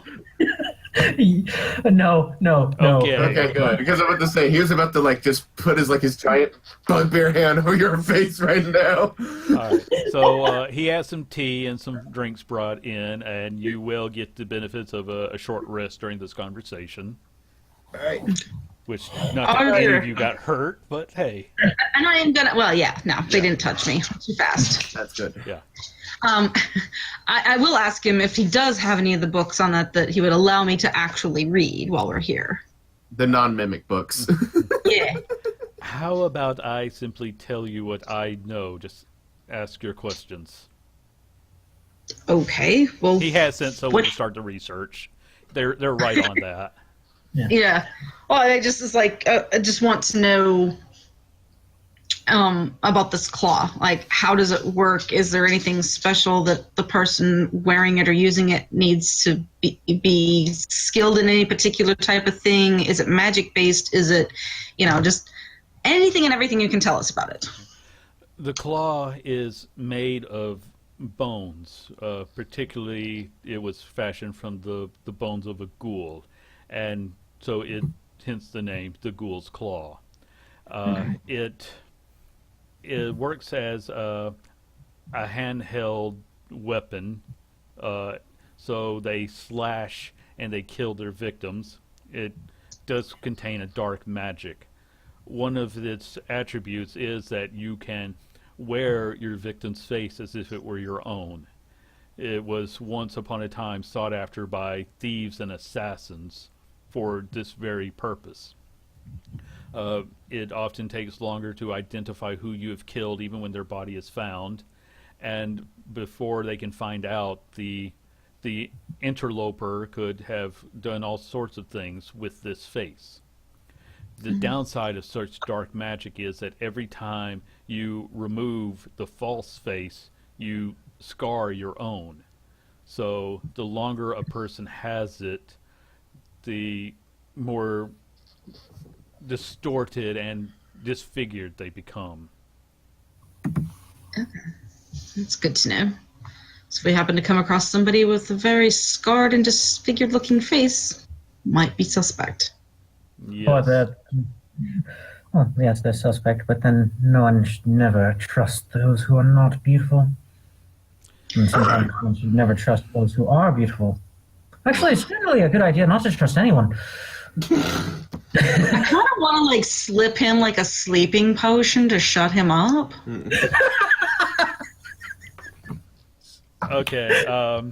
The monks considered it, but they couldn't get it into the drinks. They could ask the bugbear to be like, "Hey, can you put him to sleep?" Certainly. So yes, when you say all this, Michael, he just gives you a long-suffering look, and then he discounts you from the conversation. Now, he turns to Raina and Frick for the rest of this.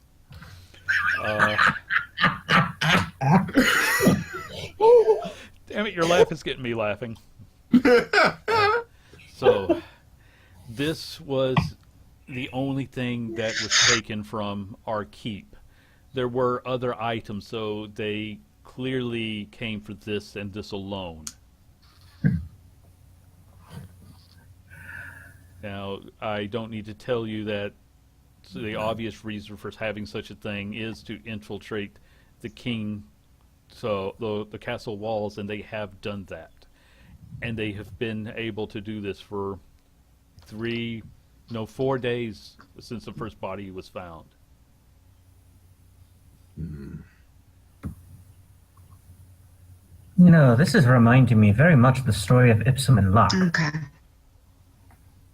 And he's going to glance at you, and then he'll be like, "What else would you know?" Oh, Michael, please. No, Ipsum and Locke.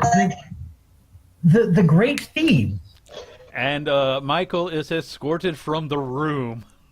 He is allowed to sit in the foyer where he can hear, but he's not allowed to talk to the head monk anymore. You flib! Now, what more would you know? You can just randomly hear Michael yelling out in the green hall. You are being watched by 2 other monks. You're not allowed back in. They close the door when you get too loud. Yeah. I say, unhand me, like somewhere in the background. Bard being People who tell the tales are useful, but the ones who will not stop telling the tale are quite trying. Indeed. Okay. So do you have any ideas who it is that may be wanting to... Because it's just guards who've been attacked. Is it somebody you think that may be trying to get close to the king? You have seen the town, my dear. Everyone would like to get back at the king. I never thought that the Ratsmen would be so bold. There are, of course, artifacts that the king has in his possession, but these do not fall under our purview, so we do not have an accurate accounting of them. But there are... I'm sorry. No. I was going to say, you're certain it's these Ratmen? We found one who fell to our more devious traps. He was a lycanthrope. It could have been others, but... One moment. Yeah, he's just saying it could have been others, but when you catch someone red-handed, gives you all that same knowing look. Mm-hmm. And then he actually sort of, I'll save this for when she comes back, because... I can hear you. I just had to let the dog out, or she's going to keep barking. During this conversation, he's been looking at your weapons and it's like, and clearly you came prepared to battle the Ratmen. We didn't know who we were going up against. So you requested silver weapons not knowing that you were going to need them? No, actually, this was given to me on recommendation by the half-orc that works with Victor. Ah, yes. Okay, he is a kind and knowledgeable soul, and I am also saddened that he is burdened. But he is an excellent craftsman, and the king and Vincent both would like to have such people in their control. He armed you well. Clearly, he knew more than he could say. I would think that I would have noticed. This is out of character. I would think that I would have noticed it was a silver weapon. Well, you never really asked to, inspect the weapon, so... True. Okay, anyway. Yeah, I'm not giving you that much. I mean, I'm giving you some because, I want to make sure this wraps in time for Jesse to get his other game. So Yeah. I'm only streamlining things a little. Yeah. No, that's fine. That's fine. Of course... Oh, I'm sorry. Who's talking? I am. Okay. I think probably going to be a better thing if we all like sort of figure out what our full equipment stash is. Yeah. After game, like sort of emailing each other. Yeah. Yeah. Well, basically, like you said, anyone who opted for one of the weapons that Grump the blacksmith offered you will find that it is a well-made silver weapon. It even has a stamp that looks like a laughing skull. And, if you were to ask the monk, he would just tell you that this was the personal maker's mark of Grump. And it's, when he said that he was equipping you with weapons he was confident in, it's because he personally made these weapons. Okay. So they may not be magical, but they were the best that he could offer you in those circumstances. So he was helping you out without your knowledge. I kind of got that feeling. Yeah. And, the head monk just sort of, thinks about it for a moment. And I have not been exactly honest with you. There was one other reason why we suspected the rat men. And he motions for them to let Michael back into the room. They tunneled into us from underground. We have been working to repair this breach, but there is still enough space that you can follow their trail should you choose.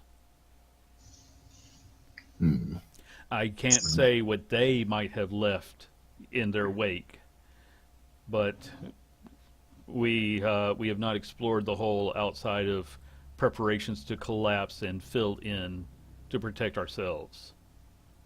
Understandable. So if you want, he will lead you that way, or he can show you out. Like I said, you've had a short rest, so you would have gained back your bardic inspirations. And if there's anything else you want to ask of him. No, he's just thanking for his hospitality, and if he could lead it, I believe the whole would be a good place to start. I agree. After all, we don't have time to waste. Yes. Michael very kiddishly apologizes to him as well for the petulance earlier. Silence is golden, my child. Remember that. But music, it lasts forever. Don't push it, Mark. I'm coming. And so he leads you, and there are just a few monks, following along, but you don't get the feeling that it's for hostility. It's more just to make sure, no one gets lost. Maybe they're a little bit curious. And you are taken to, there's a great locked door, and next to it there is a small hole in the floor. It would be actually, Frick, you're 8 feet. How broad are you? I count as a... Let me see. Just double check. Probably large. I do count as my size is still considered medium. Okay. It's just my carrying capacity is considered large. Okay. Rihanna and Michael, you can easily slip down this hole. Frick, you could make a dexterity save, or you can wait for them to widen the hole. You say? I'll do a dexterity. Okay. Oh, I was going to say, I could always go first, but... Yeah, in fact, Alright. Okay, so that's, now that you mention it, who does want to drop down the hole first? I was going to say, I probably should. With him being human, he can't really see in the dark. Okay. And being a rogue, I would be a little more apt to find any nasties that might have been left behind. Absolutely. I'm doing it just to protect your beautiful face, Michael. Michael, do you want to go second? Yeah, just let me Okay. check through my cantrips real fast, because Sure. I do have dancing lights. I don't know if it actually produces a flame or something. Or you could always ask them to let for a torch. That's an easy enough item to procure. But it's a cantrip. I can Okay. I mean, the one thing I was going to offer you freely as the DM, you know. Evocation. Create up to 4 torch-sized lights within range, making them appear as torches, lanterns, or glowing orbs that hover in the air for the duration. You can also combine the 4 lights into one glowing, vaguely humanoid or form or medium size. As a bonus, Make another glowy Michael. Up to 60 feet. So I'm going to just imagine this as, you know, like you sort of strum a couple of notes on the lute, and these, you know, the 4 orbs just sort of spin around and dance, you know, drop down the hole, and then you can drop 2. And if you want to give some sort of acrobatic, you know, just to see how beautifully you drop down the hole, or you can just drop down 60. Seriously? He has sort of prepped it. 12. Michael, when you try to go down the hole in this beautiful fashion, you slip on a loose rock and you fall, and you don't hurt yourself, but you are covered in dirt. And the monk is just standing next to Frick watching this. Karma. It's a real bitch. And he puts his he puts his hand on you, which means he has to raise it up a little bit. Because I do believe that this is an unfair thing to ask of all of you. I will give you one last parting gift, my brother. And he hands you a bag with 3 healing potions in it. They are just normal healing potions. Yes. But after this, you rolled a 19 on your deck, so you're able to, you know, shimmy down the hole without too much trouble. Gotcha. And okay, you're now in the hole. Yeah, it wasn't a deep hole, Raina. So you know you just sort of dropped down. You didn't slip and fall like someone did. But because the lights were already there, you got a wonderful view of that fall Michael took. I just chuckle at him. Yeah, but, you all find yourselves in the tunnel. It has, you know, it looks like it was dug by clawed hands, but it's pretty secure. Like, you don't feel like it's going to come crashing down around you. Roger that. All right. And I just look to our rogue and just, Lead on. Okay. I guess I'll, One question What for do I- Michael. How are you forming your lights? Do you want it to be like a humanoid? Do you want it just swirling around your head like a halo? This is just so I know what people might see. Oh, you had to mention it looking like a halo. Especially since I'm traveling with... Oh. Sorry, guys. Really? That was my bad. Yeah, Okay. Center of attention. That is literally one of his things. I know. So, okay, Raina is taking the lead. The angel Michael is following up. Frick, you are able to walk at a normal pace. You do need to hunch over a bit. It was definitely not made for anyone 8 feet tall. no, it is not. So, watch your head when you walk. Will do.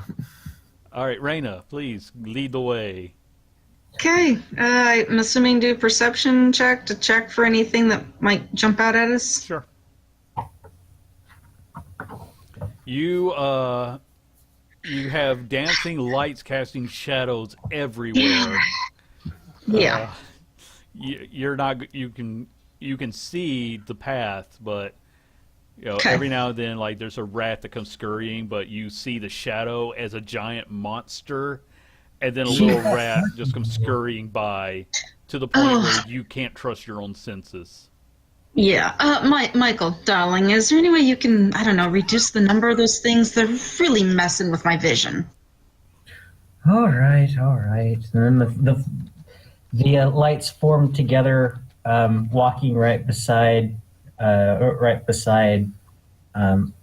Rihanna as a figure sort of in the same shape as her, but with wings.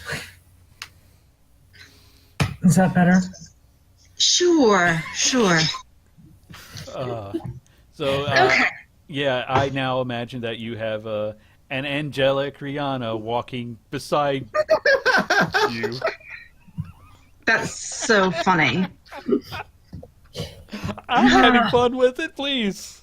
And Michael's standing right behind me. Yes. Yes, you are Okay. in the lead. With my tail, I'm gonna stretch my tail back and smack him one. Give me a dex roll. I really Dex hope roll. it's good. Me too. Oh. You try, but he's able to just like casually flicks his head aside, as your tail comes. But I appreciate the attempt. Me too. And it's not a loot that I've got. I picked up a bagpipe specifically. Okay, that's right. I thought you had a loot with you also. All right, so you just blew out one bad note to create the lights from earlier. We'll retcon that. There was no real tone. You just like, and there are the lights come pouring out of the bagpipe. I don't know the exact mechanics of a bagpipe, but they just sort of pop out of the. It's a beautiful picture. Instrument. So what he pretty much does is he squeezes the bag, and there's four pipes in the back that are sort of arranged. Like they're a one peacock. light from each pipe. Yeah. So again, you Like can a bat continue fire. on your way. The dancing lights are still casting. I mean, even the spiders that are trying to build webs look like what's the drow goddess again? Basically, I know what you're talking about though. Basically, you Loth? for all you Loth. It occasionally you think Loth has risen up to personally claim your lives, and then you find out it was just a granddaddy loglegs. Yeah. So if you want to keep going, if you want to go at a half speed, I'll let you re-roll that. But Yes, it'll please. take you longer. Yeah, I'm gonna slow down because, like I said, it's messing with me. Okay.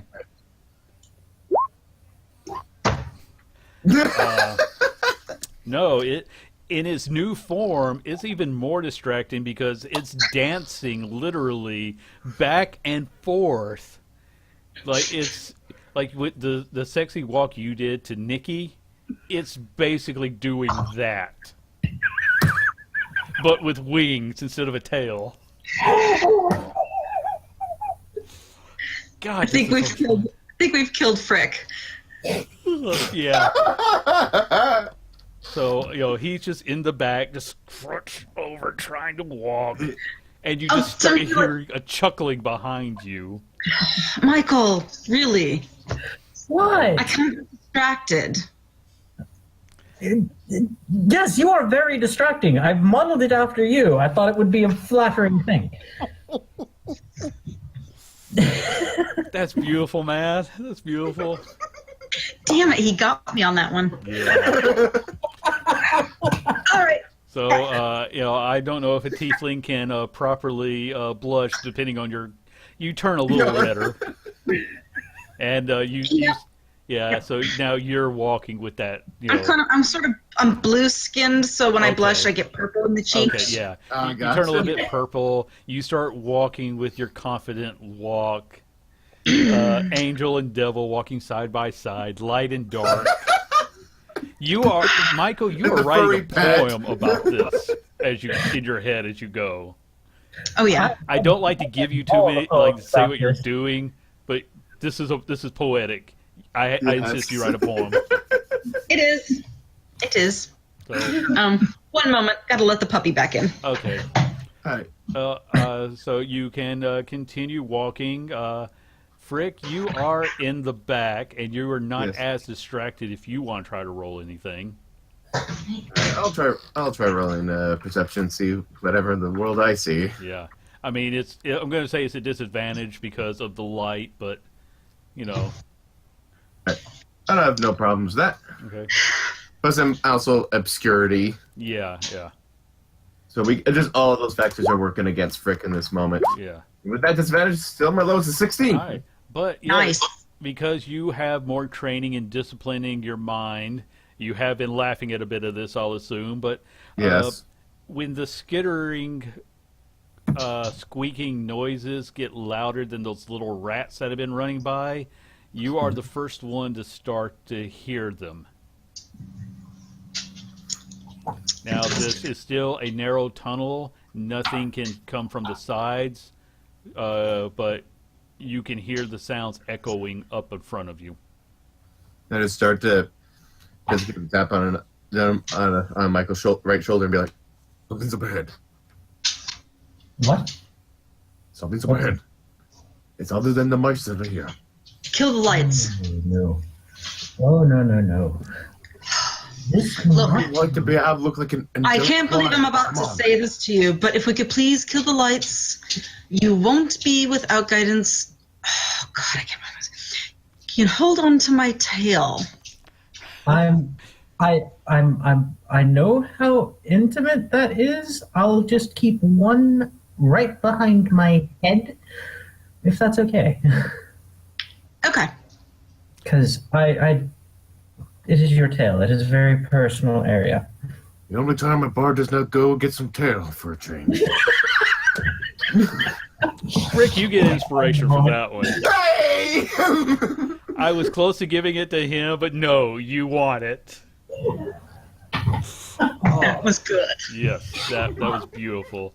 Okay, so the lights dim now. Everyone's still, you're just making it at the pace. It's not quite 30 feet, but you're not at half speed.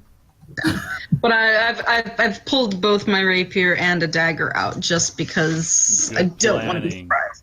That is good planning, because after a couple more minutes, you will come to an open cavern, and of course they saw the light coming from a mile away.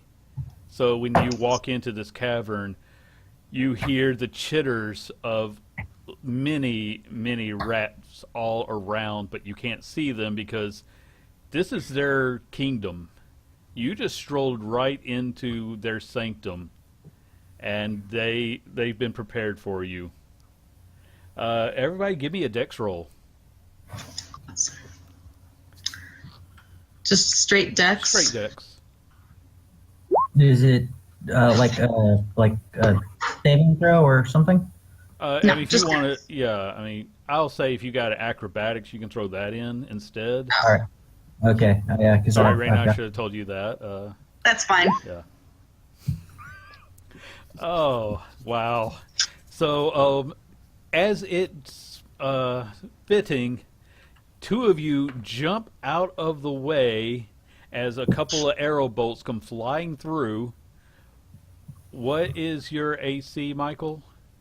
Because while we were there, I picked up while we were back in the place, I picked up a cuirass if there was one. If not, I'll pick up like one of the other medium armor types if it was just like a plain shirt or a rawhide. Yeah, but you if would it have is, been offered some medium armor back with Grump. I mean, nothing too fancy. But something that wouldn't interfere with your dexterity.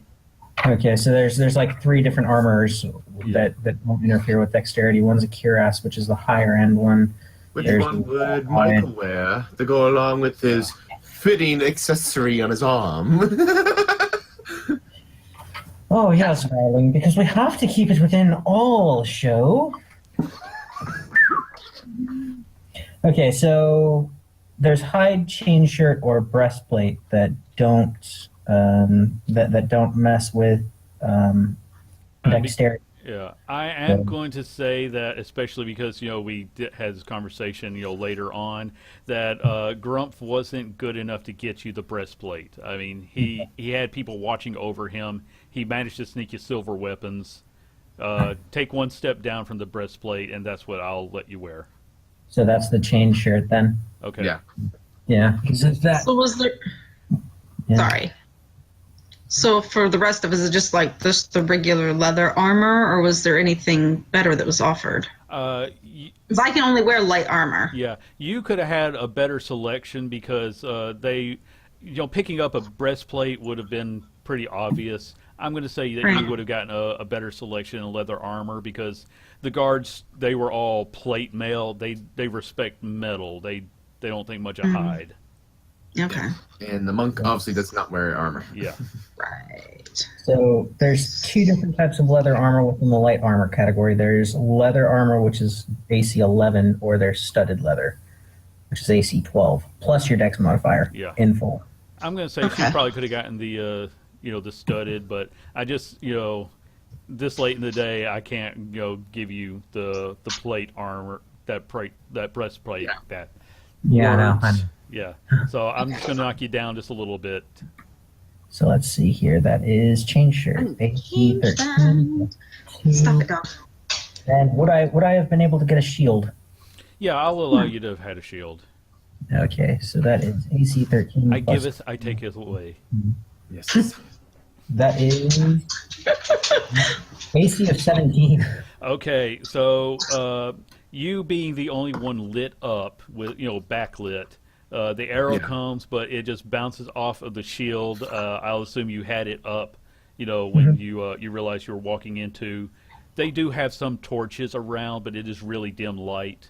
So, but it's enough that everyone with dark vision can see. And as two of you dive aside, like you each dive to the left and the right, he's just standing there, backlit in all his glory as the arrow bounces off of him. And this chittering, squeaking laughter erupts from your audience. Just dozens of times over.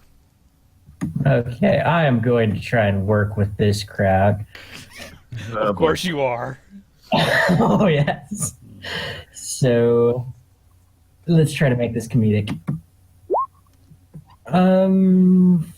14. Yeah. Well, I haven't seen a prick that big since I was last among the elves. You get a pretty good laugh. They don't seem to be too fond of elves, and they do enjoy crass humor. So there's a laughter, and it starts to die down as you see someone in the backlight sort of stand up. It's like, so the monks have sent us some playthings. Tell me why I shouldn't kill you all right now. Because I'm just too pretty. You are in the You can lair of have the him. rat men. Do you think we care about pretty faces? I didn't say that it was my pretty face that would be ruined, now did I? And he holds up a claw. I could use a nice face. And those of you with dark vision see a large bone claw. You recognize it from the description. He has the ghoul's claw.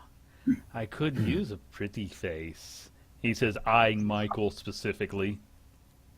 And thieves can't because they are all Okay. part. I say to them, "Oh, you can have his face." He perks up and looks at you, and in Thieves' Cant, he replies, "Oh, a fellow wanderer of the shadows.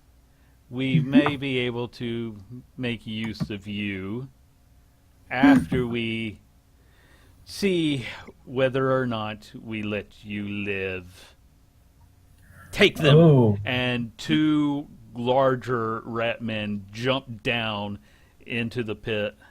Roll initiative. All right. Oh, I am so glad that my second feat was Shield Master. Yeah. Jesse, you only got, 20 minutes before your next game? We're still good. Okay. I'll let you know if we get into the red Yeah. zone. Cool. All right. Oh, let me frick! That was a right. horrible roll. write everybody's down. Okay. You know what? You both beat these two rat men guards. So, they were too busy laughing at stupid jokes and the idea of skinning this pretty human to, properly prepare for battle. So, Jesse, you get to go first. I get to go first. Yes. How about You I rolled rolled a an 20. 8? Yeah, you rolled a 20, dude. Where does it say that? I rolled a 5 plus 3. You got an 8. I was looking up at the wrong one. My bad. Oh, Yeah, wrong one. okay. That's You'll what still I go go first. I was like, how? Sorry. Okay. I was like, are we starting at the bottom? No. You still He's go monks. before. He's monk again. His bias against monks. Yeah. No, that was my bad. No worries. Michael goes first. Yeah. All right. Ooh, I don't think an 11 hits, does it? No, an 11. They just jump aside from that. Yes, and as my bonus action, I will look to Rihanna and go, why don't you show them best how you can handle your cutting tongue as well as your cutting rapier? And you have some inspiration, Wee. and Okay. that has come to bless you. Yeah. It's a D8 as well because I forgot that we're level 5, so it comes up to a D8. Oh, okay. Yes. Yeah, Nice. You get a D8 Okay. to add to your attacks. Okay, Or- then or- I will, with my rapier, would you move, cat? Oh my Yes. god. With my rapier, I will lunge at the one that dropped down closest to me. Okay.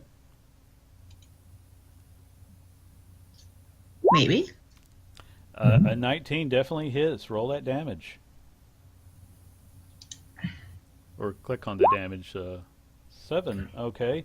As this, silver rapier cuts him, it's not deep, but he screams in his high pitched. I won't do it because I don't want to blow out people's speakers. But Yeah. every rat knows that you are armed with silver now because of this reaction. Actually, Okay. another cool thing, Yeah. because I'm a College of Valor, you can actually add that bardic inspiration into damage. Yeah. So anytime you want, toss that into. If you want to do it right now. I will do that right now. Okay. Okay. Yeah, that brings. That's 11 points Alrighty. total. Yeah, makes my math a little easier. Okay. Did you want to do your offhand attack? Oh, yeah. And Yeah, that hits again. Well, I know you take off a little bit. with proficiencies, yeah. I think That's- I only rolled That's what, 13? 13. Yeah. Yeah, Do I that- get my dex or no? You don't get your dex for. I'm going to say for the Okay. hit you do, for the damage you don't. Okay, Um, so is it 15? We're going to play then? a little bit loose on this. Okay, so like 15 to hit. I get the dex, but not the proficiency. Yes, that's how I'm going to call it for this round. 'Cause- Okay, then it would be a 15. Does that hit? The 13 would have hit, honestly. Oh, okay. So, Oh. give us that just straight damage. That was a 1. Okay. But you know what? So you swing at him with these 2 cuts. One of them only hits his nose, but that one does seem to. The fact that it was silver, has him screeching and backing up away from you. And not that one, but the other one, knowing what sort of danger he's in, is just going to swing at the one who didn't have a weapon. And does a 14 hit you, Frick? That's on my armor class. Okay, so he comes through with a sword, and that's going to be. Sorry, I'm trying to remember math here. That's 6 points of damage, All right. and then he's going to go for his bite attack. I got to give them their stuff. That's a 15. All right. All right, so that is 4 points of damage, and give me a con save, please. All right.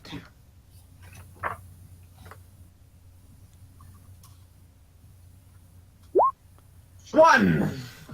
Okay, so as this bite latches on, you already know that you are going to be the biggest, ugliest rat man. And in fact, I am going to say that because you rolled so poorly on that you can already feel the transformation kicking in. It's not going to fully transform you right now, but But you are you- racked with pain, and you're going to have to miss your turn. And it's Yeah. ah. Yeah. So even though he, Owlbear. your Aware claws, owlbear more. your claws are getting a little longer. Your teeth get a little sharper.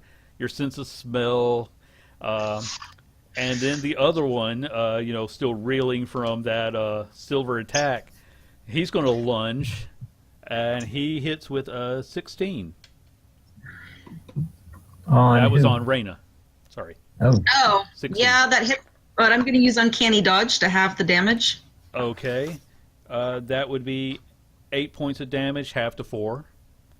Okay. And then he lashes out with his bite. That was a 9. Missed. So yeah, he lashes with one, but you're in the middle of your dodge when he just clamps down on air. Michael, Yeah. you are up. yeah, Michael's just singing away as he starts to hack and slash now at the one that Reyna is fighting. That hits. Nice. Okay. 7 piercing, and I give my last bardic inspiration over to Frick. Okay. Freak, you get a Because- D8 you can add to an attack or damage. Attack, damage, or defense. Yeah. All right. But adding it into your defense uses the reaction, so. Okay, so that was all of yours. Reyna, you are up again. I'm going to take the silver rapier and kind of wiggle it around and go, you're going to feel the pain. Hope I didn't. Okay, yeah, that'll hit. And because I'm within 5 feet of you, Mm-hmm. out of the monster that's within 5 feet of you, I think you get your sneak attack as well. Is that how it works? I believe so. Yeah, ally within 5 feet, or you have advantage. Yeah. So we're going to say you do get your sneak attack on this one. Okay. How do I get that to add on? That should already be added on. So you've got 3d6. It's right next to the 4. So you roll the Oh, four. so it's an extra 10? All right, so the 10 Well, 14. damage. Well, 10 on top of the 4. The 10 is Oh. the sneak attack damage. Okay, so that's a total of 14 damage, right? Yes. Okay, this one falls to the ground screaming, and I mean, like, you stabbed him like through the heart, I imagine. So it was a clean kill, but you can tell from his screams that silver burned the whole way. It's like it got into his blood, and there's gasp all around from these rat men. The other one is no, he went after. Yeah, okay. So Crumpler, you're shaking off your newfound lycanthropy. Yes. It is now your turn. All right. I like to give my awaken the ways of the drunken master as I go in for a punch of the one who bit me. Mhm. With that, it's a 25. Okay, that hits. Nice. Oh man, this is going to hurt. Yes, it is. Indeed. All right, so that's 5 Okay. points of bludgeoning damage. All right. And is there any others attacking my other allies? No, there's only one more left that's in front of you. All right, Yeah, perfect. So Reyna stewed it. So just going in with a second attack, going in with just basically going in with a knee to the abdomen. okay.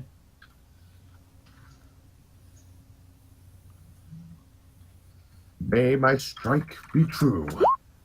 Yeah, that was 23. that was true. Excellent. And your attacks being magical because you're a monk, you're infusing your ki Oh, yeah. into them. These punches are solid, and that he's gasping. What was the damage? Another 5 damage. So All right. being persistent. Yeah. So yeah, you're punching him. He's just losing all his air, and the leader just screeches, "You imbeciles! Can't you do anything right?" He jumps down to face you now. He just walks up, even though he's smaller than them. He's just slamming this one living guard. "I'll do it myself." and he charges at you, Frick. That's what did I say that was going to be? That's 13 on his attack. Right, 13 does not hit. Okay, so he swings at you with the claw, but you're just casually matrix dodge out It's of the way. it's basically the Drunken Master awakens, so I'm like, you just bob right out of the loosey way. goosey with the 8-foot tall bugbear just Yeah. right now. So I'm gonna say that he did a couple of swipes. He's not wasting time with the bite, but he just can't find you. You're always we're back at the top of the initiative with Michael. Michael's going to come in on this guy. So, little man, you think that you can take us on then?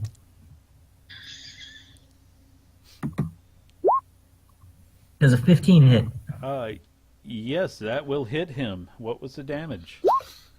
3. Okay. I prick you.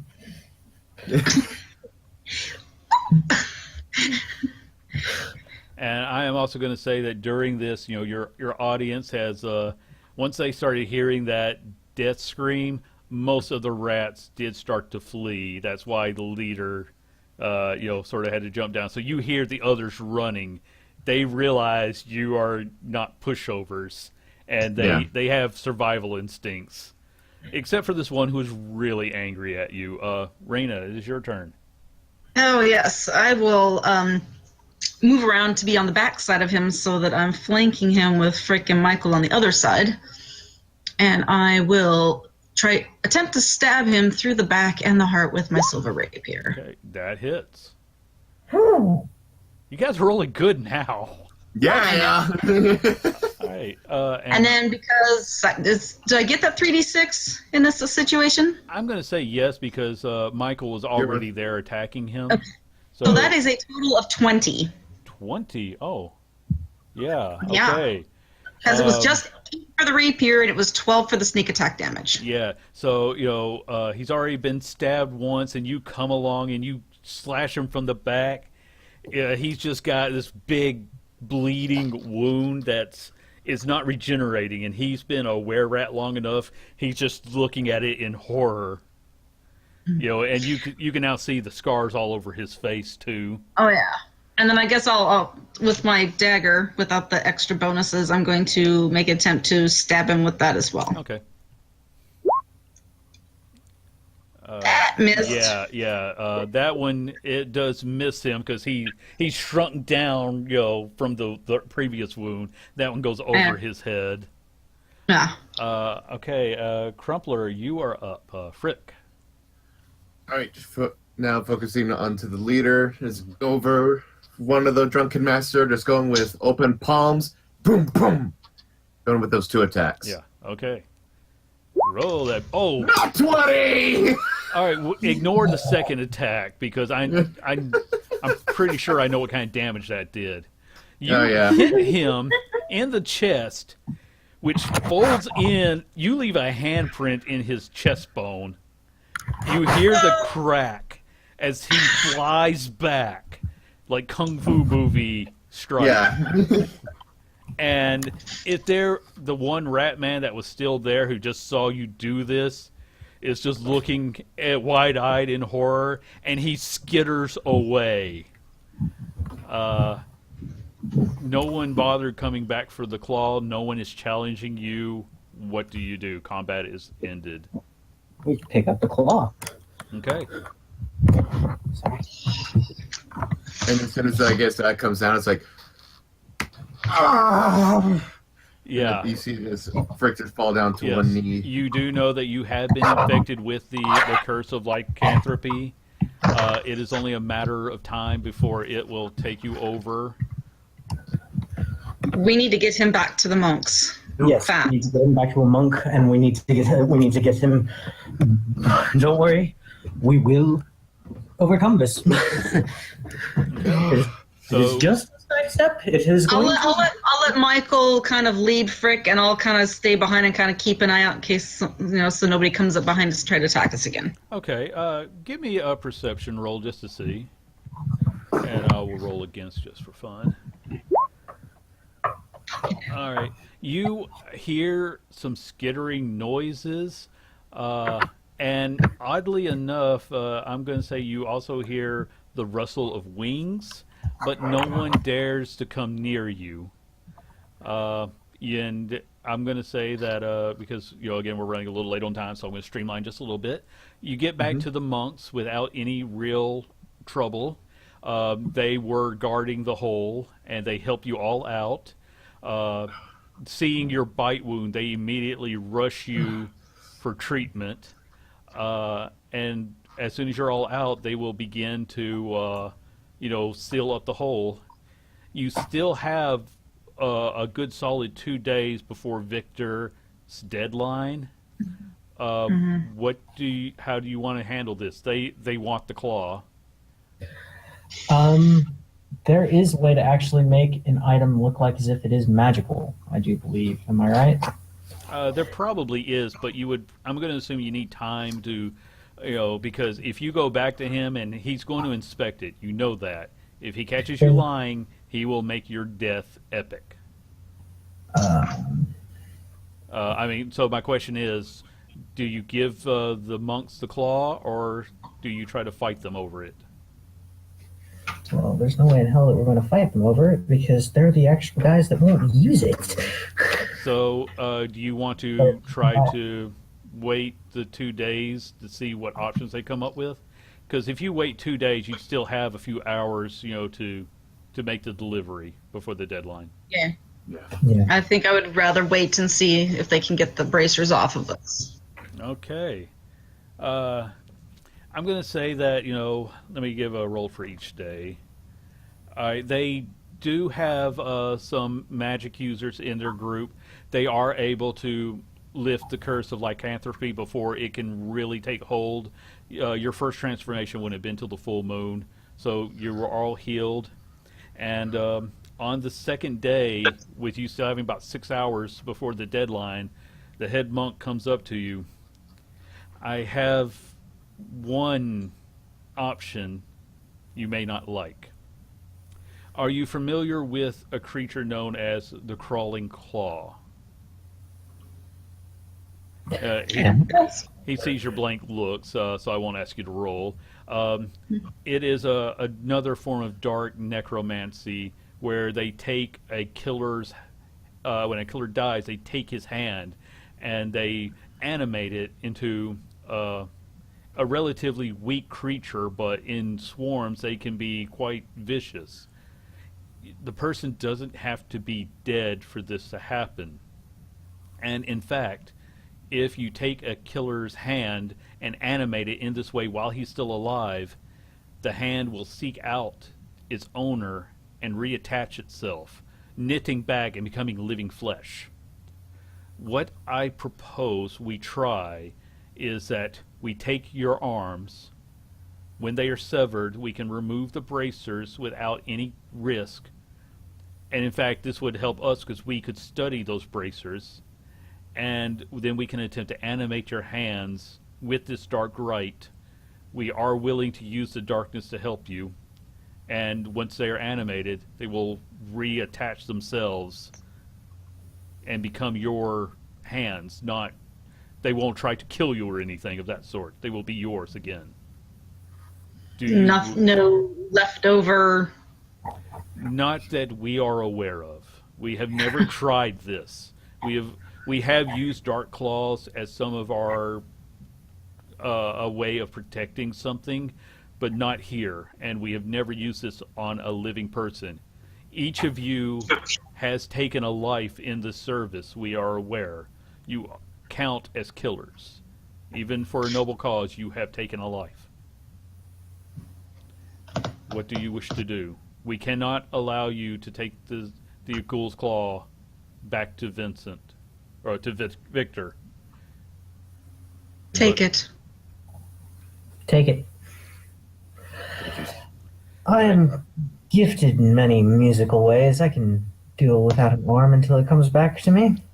Okay, they will, make this as painless on you all as possible. They put you to sleep, and after the effects of the sleeping potion wear off, that's going to say that was well past a day. The deadline has expired. You wake up, and everybody give me a Constitution roll. Let's see how soon you wake up. Shit.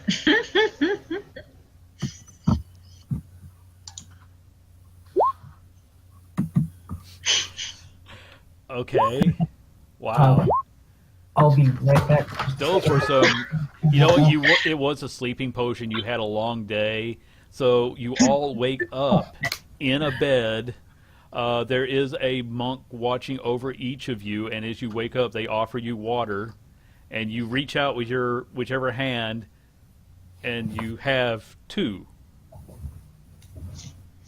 If you want to, I'll kind of let you even roll to inspect your hands if you wish to. Imagine it's like with the one, my vision is still very blurry. Yeah, It's just like, you're like, dude, yeah, pretty much. hands.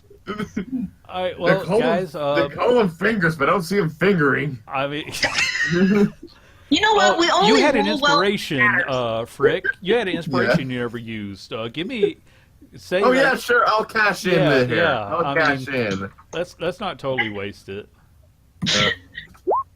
Okay, Frick, you actually wake up sooner than they expect. Yes. Because if you're imbibing so much alcohol and having a stronger resistance, so Yes. you actually, while lying in this bed, you see your hand, a very large one, come up, and you watch it as the dead flesh knits itself back into your forearm. It's a little creepy as like tendons and flesh take over, but it starts at where they cut it, and it travels down as the decayed flesh starts to come back, and it's your hand. There's no impulse to strangle yourself. Yeah. Everyone else, when you wake up, you find that your hands are attached. Like I said, the monks were watching over you. They're ready to offer you food, water. They are extremely grateful to you, and they're just going to ask you to give the recap. Raina, I'm going to say, again, because I'm going to wrap this up in just a moment, I'm going to say that you did think to mention the sound of wings or feathers, and this gives them all a little bit of a pause, but as they say, the claw was our concern, and we are making efforts to reinforce all of our defenses. We thank you all for your service. You can't imagine how much good you have done by not only returning this to us, but by preventing that monster from gaining even more power. You are, of course, welcome to stay with us until we can secure you passage outside of Wildom, because Vincent, I keep calling him Victor, probably believes you to be dead, but that doesn't mean that he may not have someone out looking for you. I would ask that you stay with us until we can safely get you out of town. Being that you have all proven to be quite capable operatives, we are certainly willing to offer you some employment. We always need someone to retrieve such artifacts. We know that there are some out there, and perhaps one day you would be willing to go on a mission for us. But that is your choice. And with that, we are going to wrap up. You all survived, Yes. despite the fact you fell into my mimic trap. Thank you for that. I love being this guy. Guys, so you're having a blast. Guys, from my point of view, thank you. I was really nervous about trying to do this for the first time. You guys are so much fun.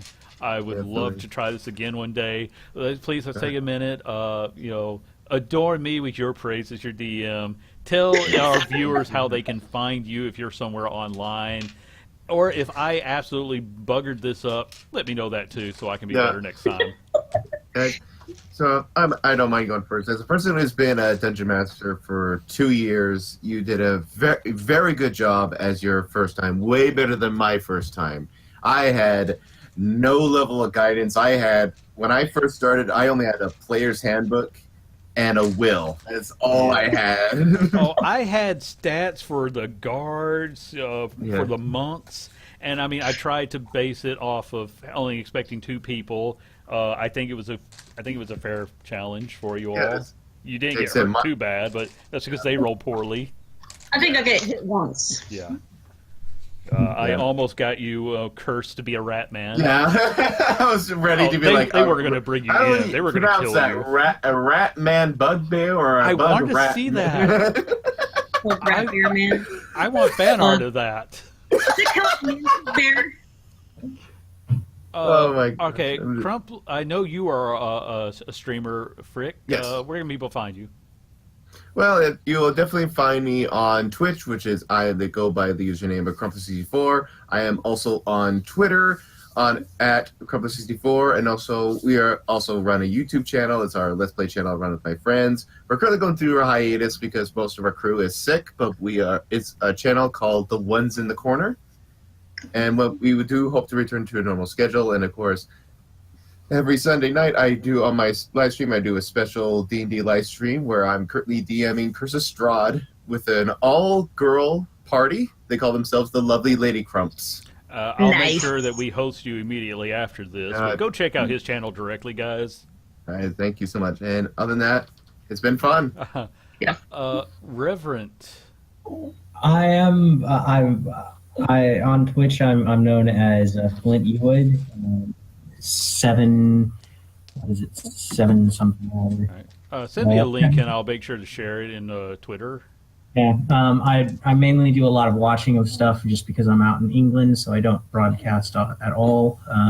But just being able to be a part of this after so long, watching other people do, I think, so much better jobs than my own. But you did incredibly good work. This was awesome. Thank you. And I look forward to striking this up as a regular thing. That would actually be quite good. Let's see what we can do, man, because I Right. planned this this kingdom idea a couple of years ago when I had a friend that might want to play, and thank you. I mean, I got to bring it out even in this little bit. That was great. Carrie. I don't do any of the stuff like you guys do. I just like to play. I'm on Roll20. I like to play online. I prefer to play in person, but I've been having a lot of trouble finding games to play in person. I am actually I'm a first-time DM, so we had our first session 2 weekends ago, and I'm not creative enough to come up with stuff like you are, Andy. So I'm just running a Court of the Dragon Queen right now for a bunch of my friends from work. So yeah, it's a lot of fun. You know what? I know I have a thing on Twitch, but I can't remember what it is. Okay. Hey, I normally don't even use my own Twitch, but again, guys, thank you so much for joining us, especially at the last minute, Carrie. It was fun. I had a blast, being the first time in this seat. So, I'm going to say it 5 more times before I close everything down to say thank you. I would certainly be willing to do this again. It wasn't a bad experience. No, I love this. You know how much I love that Rihanna character, so. Yeah, and I would, like I said, maybe one day the monks, the keepers of the dead will call on you to retrieve something for them. Mm-hmm. But All right. until then, guys, I'm going to shut down the stream. Let everybody get off to whatever else they're doing in life. I will put this on YouTube within a day or two, and I'll send you all a link if you want to share it. So good night, everyone.